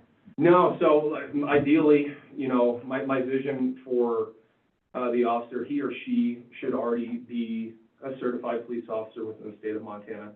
That's for a lot of different reasons. Number one is maturity in the job. I have young officers in my department. However, I think that the schools, the parents, and the students would feel more comfortable with a seasoned officer that's in the school, because when I do hire a brand new police officer, they have to undergo 14 weeks of field training. They have to undergo 3 months at the academy. So that's quite a while, and I know the school wanted to, they are looking at this upcoming school year. That was one of the topics of our discussion. And having somebody that's seasoned and ready to go is ideal. Yeah. So this is something that you want to start like this fall? That's the interest, that's what the school relayed to me, yes. Okay. There's a lot of work to have happen with the school board and the funding. I already went and did a presentation for the school board, several weeks back, and they were happy with what I said. And Their initial proposal was they'd cover 50% of the cost of an officer, they use 75% of the time. Our counter was, we'd be happy to offer 75% of an officer for 75% of the cost. So that's part of that, that was part of the negotiations that have already happened in those early stages based on council input. yeah, it benefits the school in terms of in-service training. Not only is the officer responsible for school safety, the outreach programs and everything like that. You know, fire and EMS, they have these programs within the schools, you know, for, I guess, like career coaching for kids that want to go to fire and EMS. And I think it would be beneficial to have a police officer doing the same things in the school. They'd be conducting in-service training. So they're not only acting as a law enforcement officer, like I said, mainly the liaison between the police department, the staff, children, families. With the training that they go through and the certifications, are they trained to identify potentially children that might be having issues within their home? That's a really good question. And probably one of the biggest reasons, I would say, aside from school safety, child safety, is Yeah. having an officer within the schools, because they can identify those problems at home, where a lot of times, you know, maybe, and this isn't taking anything away from the teaching staff or anything like that, but somebody with training and experience, you know, home violence or drug endangered children, they can spot those things fairly easily. Yeah, so. And if it's a face that students are used to seeing around, then there's an increased trust level, they may feel Yep. comfortable reaching out to somebody that they wouldn't under different Yeah. circumstances. I had notes, I left them in my vehicle, but I had to bust out of here, so Well, I you did a apologize. great So job. I'm just Yeah, winging thank it. you. No, gosh, like, we don't have a whole lot of questions. Yeah, but that was a and good one. Schrock, did Yep. they ask you, I know they'd like you to start the school year, which is August 31st. Yes. Which we've already. 28th. 28th. Mhm. Are they talking about this just being a one-year program to try it out, or are they thinking a little bit longer term? So they wanted to contract for 1 year, but, you know, based on what they're asking for and what we can provide, I could definitely see it going well beyond that. I think it's something that's essential to our schools now. You know, maybe not a long time ago, like when I first started, maybe it wasn't as important, but I would definitely argue that it is more important now than ever. May I ask a kind of a probing question on that? Is it the interest of council as we continue these discussions, would you prefer to see a one-year contract initially, or would you prefer to see a longer contract? What are we working towards?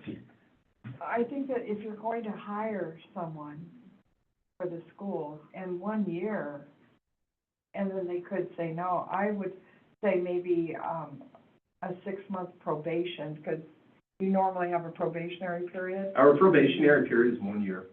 So maybe a probationary period and then a 3 to 5 year contract. I think it should be a little bit longer. Even a teacher, before you are tenured, you have a 4-year probationary period where at any time in those 4 years. That's certainly something that I can discuss with the school. However, I want to relay that the job description and what I'm asking for this hire, hopeful hire, it's going to be very specifically spelled out what their duties are. Right. They're not going to be a street cop Yeah. until summertime, Until that 25%. until that 25% kicks in, correct? They are going to be in the schools. They are going to be responsible for school issues. They're going to be responsible for crowd control at games. Yeah, Safety. safety, yeah, number one. As a teacher, my 2 cents, we absolutely need them. Teachers are stretched thin already, playing all the roles, and having the SRO in the building eliminates a lot of the stress. Like just typical, typical as a teacher, but just daily activities, knowing that there's someone there other than the admin, which is already stretched thin, or counselors that are already stretched thin, like they're definitely needed. And that's why I'd kind of go for a longer term, because if we go to all the trouble work to hire someone, and then in a year they say, well, you know, it didn't work out or whatever, I don't really feel comfortable. Well, A one-year I'd like to say contract. that this is a very deservedly good program that we need to enact immediately, and this upcoming school year is fine. I don't think we need to bog it down with further negotiations.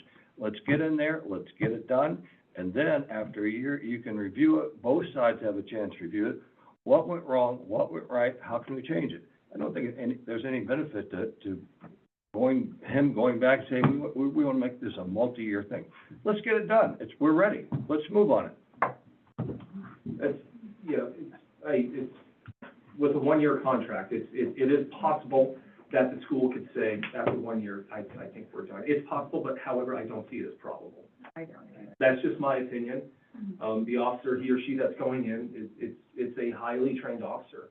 One of the common misconceptions that a lot of people have is that a school resource officer is a position where the officer is what they say retired on duty. That couldn't be further away from what I'm looking at. If we have somebody that's in our schools and responsible for the welfare and safety of our children. It's not gonna be somebody that's retired on duty, it's not gonna be somebody that's lazy. It's not gonna be somebody that sits at a desk all day, it's going to be somebody that's relatable to the children and the staff, that can, you know, have those relationships, but also a high-speed officer if it does call for it. Right, and I anticipate, and this I think is in line with your comments, Councilmember Miller, is that I anticipate what I need to do, and this goes back to my earlier conversation of, is I think we need to get something in form of a contract so that it has time to come through council for a couple of cycles and address those questions. And the other thing regarding the budget is there's a group called COPS who offer, grants for, especially for school resource officers. So we could have easily apply for that for our 25%. Grant writing is important. That's one of the things that I've been discussing in depth with Lonnie and what the administrative duties in my office are. You know, job description for the department's administrative assistants. It's super important. And having a grant writer on staff in my office, part-time, is super beneficial. And I think the ROI is, pretty awesome. for Yeah, something like that. absolutely. Yeah. No, we don't get money unless we apply for it. Right. One thing that people do need to understand though is that, you know, these grants, federal grants, they do run out after time. That's just one thing that everybody needs to keep in mind. But I think the school. However, they are helpful, yeah. I think everybody's seen the advantage of the school resource officer in the news. Oh, Okay, well, there's, yeah. there's countless There are different cases. levels of school resource officers. Absolutely, yeah, there's countless examples on why they're beneficial. Like I said, I had a whole list in my vehicle that is out there. And Teresa, we'll get that opportunity to do a more in-depth, department presentation. Were we able to address kind of the quick questions? All right, thank you, Chief Strong. Absolutely, thank you guys. All right, Public Works, Council Chair, Sandy's still correct? Public works? No. Oh, no, I'm sorry, I'm working on reading, I read really good. Public Works, that would be Councilmember Keys. We're on line. We're on land use, yeah. I can go. Wait, hold on, land use, I wrote land use. We did admin. My mother would like me to Oh, we take did this do moment admin. to make sure everyone understands I'm adopted. Okay.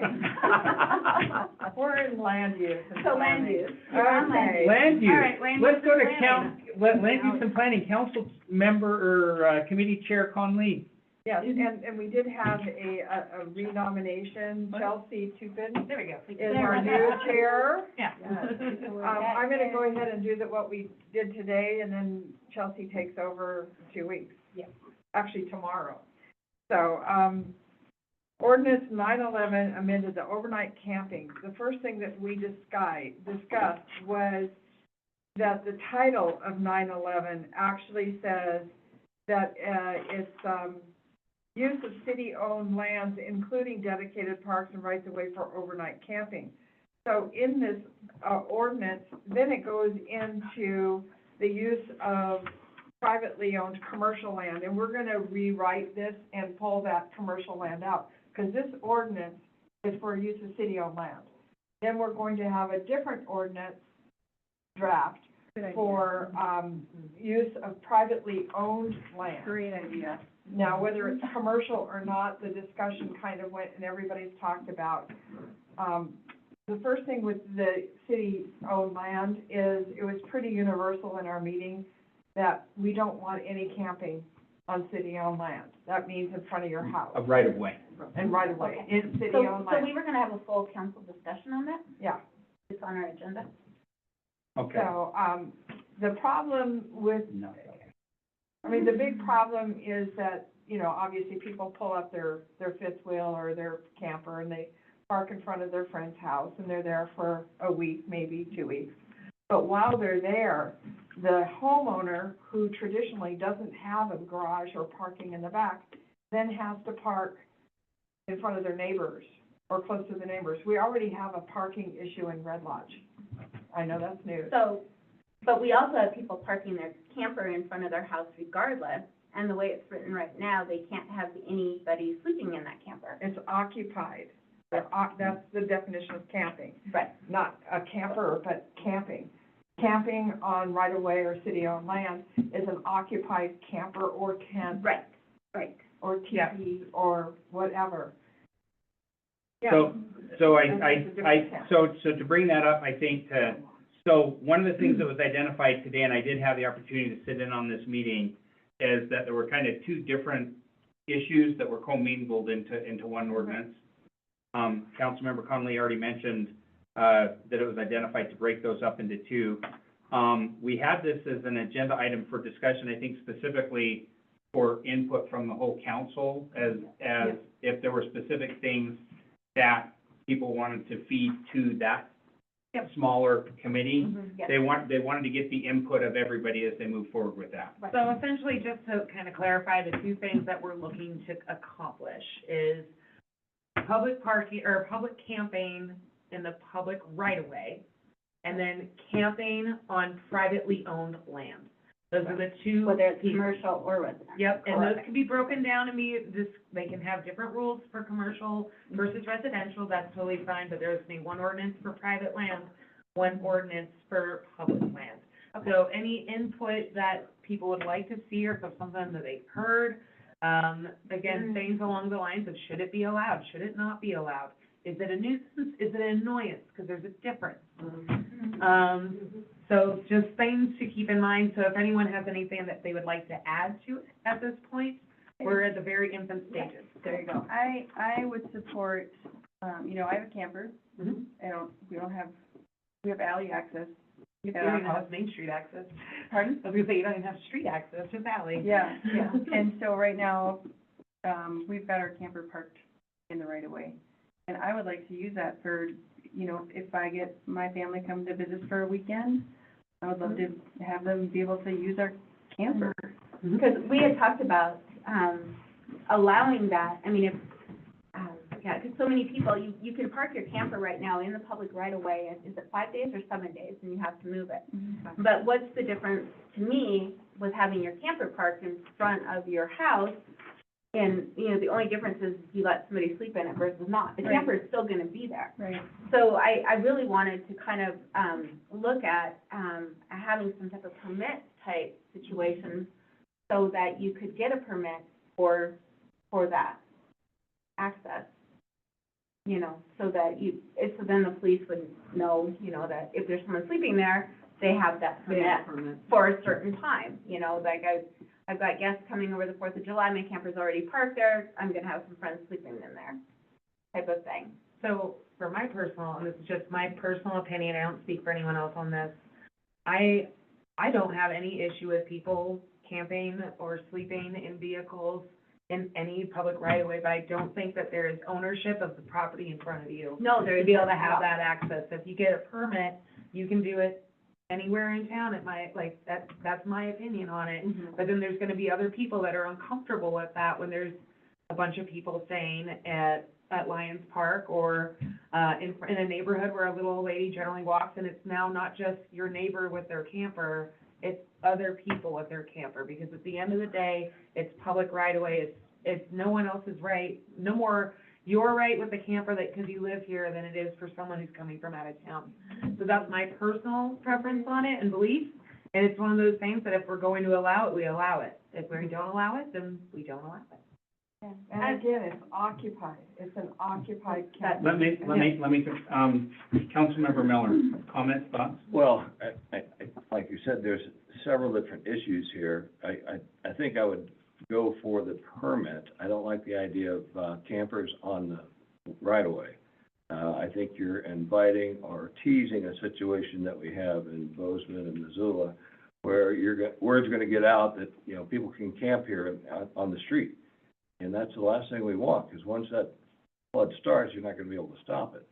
So, you know, if you got family coming and you've got a camper sitting there already, and you wanna get a permit for those days, 3, 5, 7, or whatever, I think I could entertain that.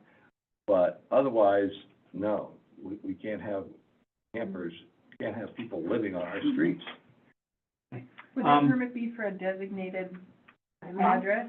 It would be just, yeah, a designated address, right? Yeah, I think you it could. would have to be. I It would have to be. think you can. I think you can. I Give the think permit, when the so- conversation has come up with permits and when staff was queried on it, one of the concerns that was offered with the permit, was that there was a local contact that if there were specific issues or problems that they could reach out to. Hi, Yeah. Chris, we had somebody who has a permit and you're listed as their local contact.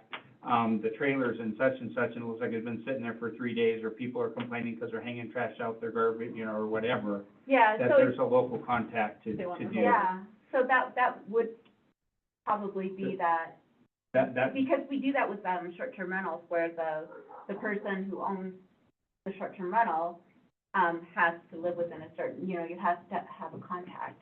Well, I think getting back to the camping part, I think it needs to be restricted to the front of your house. I don't think you should be able to have somebody, That's not their property though, but it's front of their property.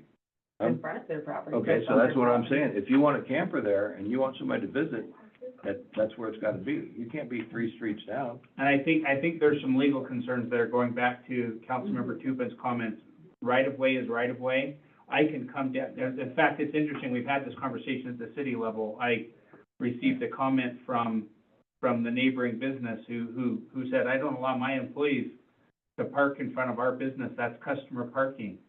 And, I said sincerely and with a smile, I said, we have the same rule. I tell them to go park next door in front of the hotel so that our customer parking is free and available. But what it did is it highlighted the very real challenge that we have, that public right-of-way is Well, public right if of push way. comes to shove, then it's not allowed. Well, here's Because the you abuse. cannot Hold allow. on, let me read the meeting. So, You Councilmember Miller. cannot allow any Joe Blow, Harry, or whatever to come park in front of your street in a public right-of-way. It can't. That's not smart. Can't we learn from our other cities that have learned and are paying a huge price?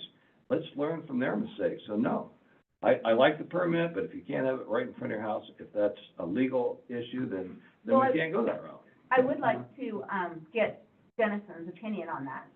Yeah. Before we move forward with that discussion, because if that isn't an option, then you're right, Doug. I mean, we probably it would end the conversation pretty quickly. Okay, fair enough. So, but I would like to get Dennison's opinion on that. Councilmember Conley?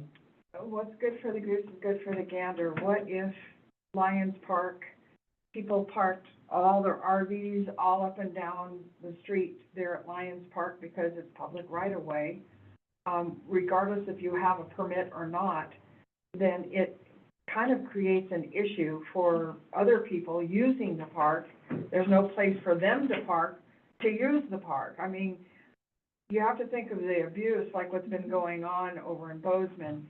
And my attitude is no parking on public land, no overnight camping on public land. We do have 2 campgrounds here in town. Not in town. Well, yeah, close. And the other thing is that we haven't even talked about actually having a camper on privately owned land, whether it's residential or not. Right now, the zoning says you can't have an occupied camper in your backyard. And as we know, a lot of people here in town have hookups for an RV in their backyard. It's their own private property. And that's what we were talking about. I would much rather say that you can have a camper on your own private property. We already have that in our ordinance, so it needs to be changed in the zoning. Yeah, so I would much rather that than to take up space in our right of way. All right.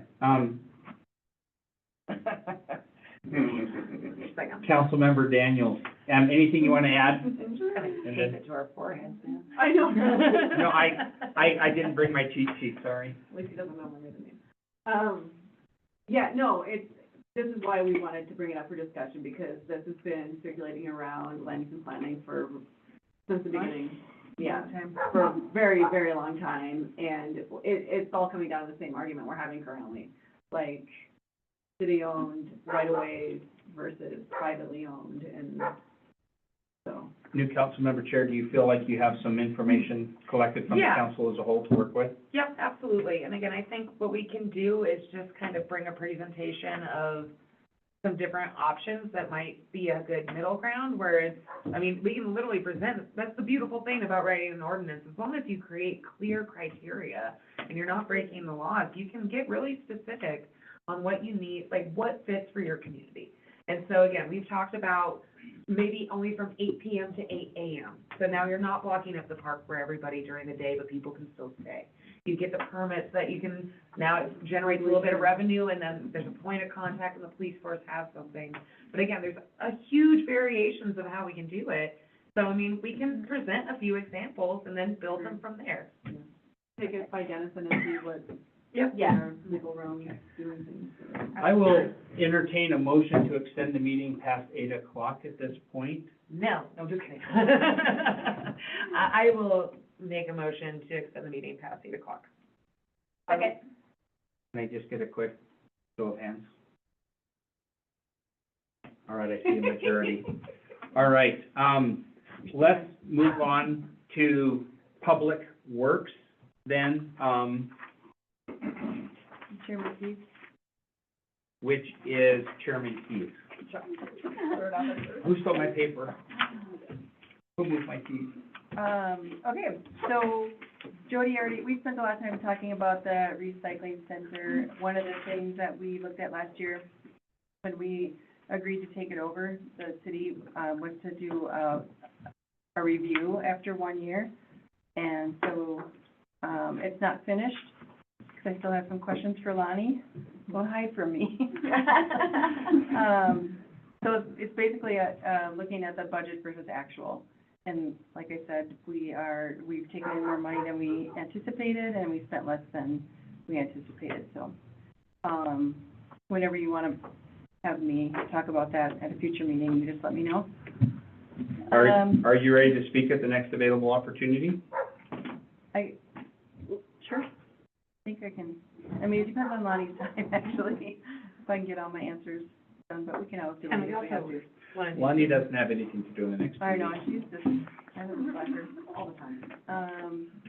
We also talked about a public restroom at Pride Park, and I think we all agree that there's a need for that.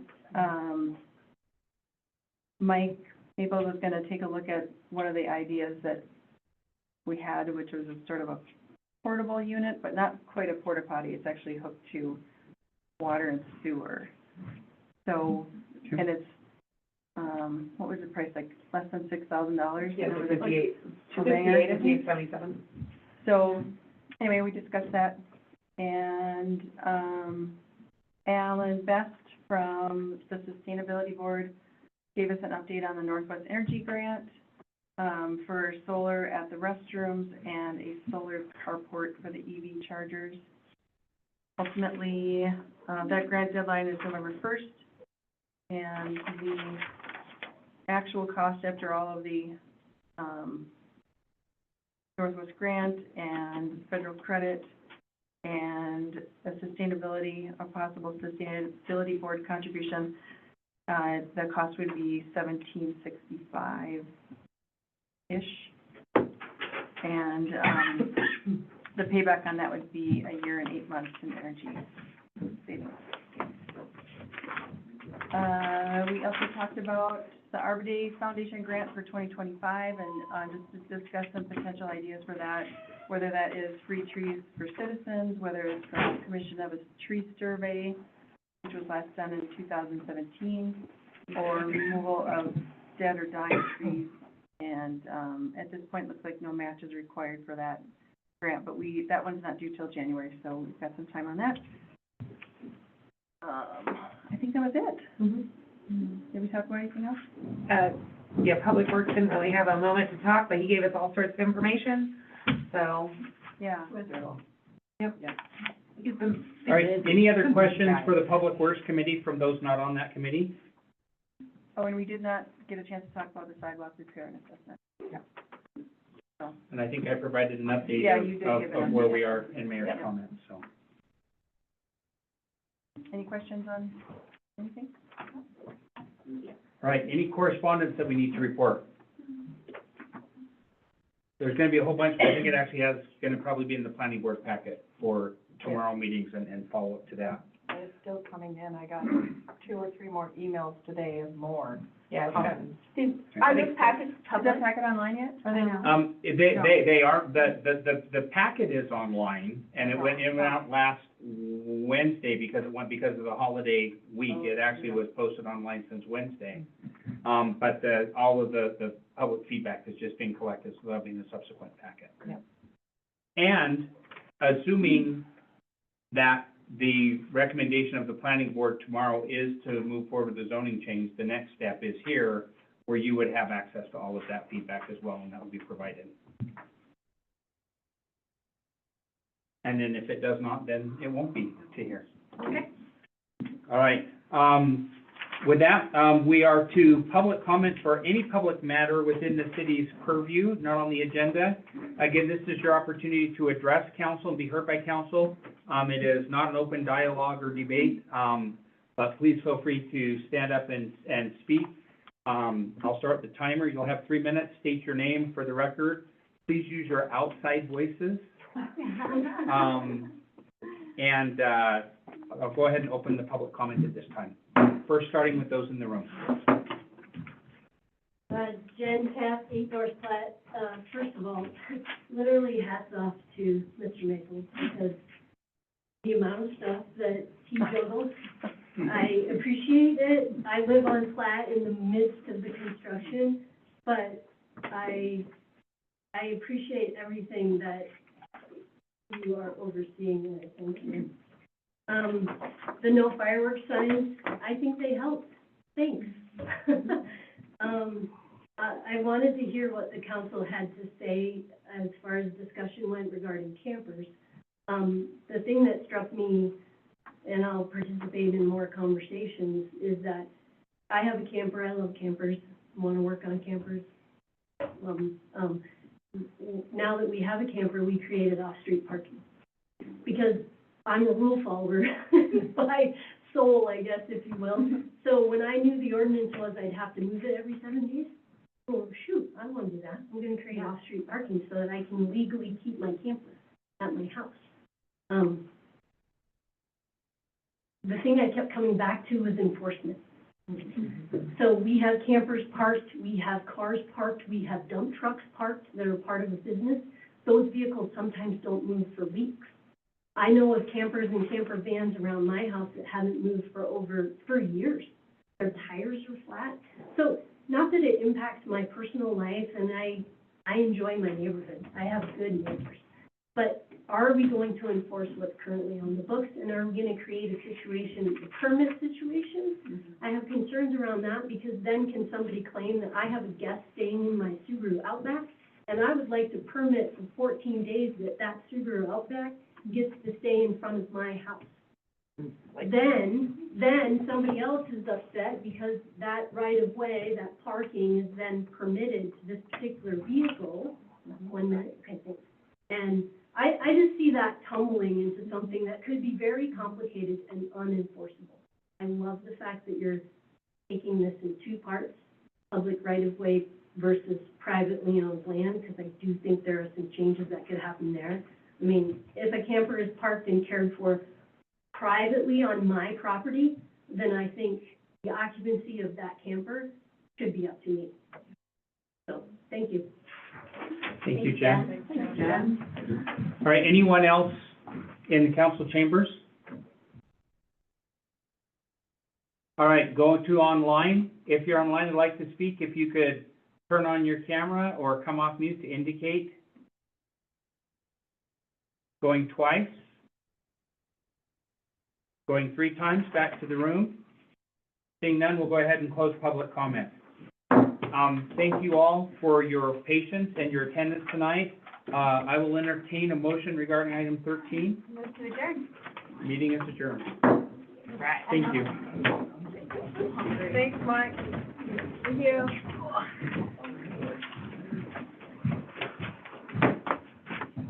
I had one set of notes that was really well written out and it disappeared. I know.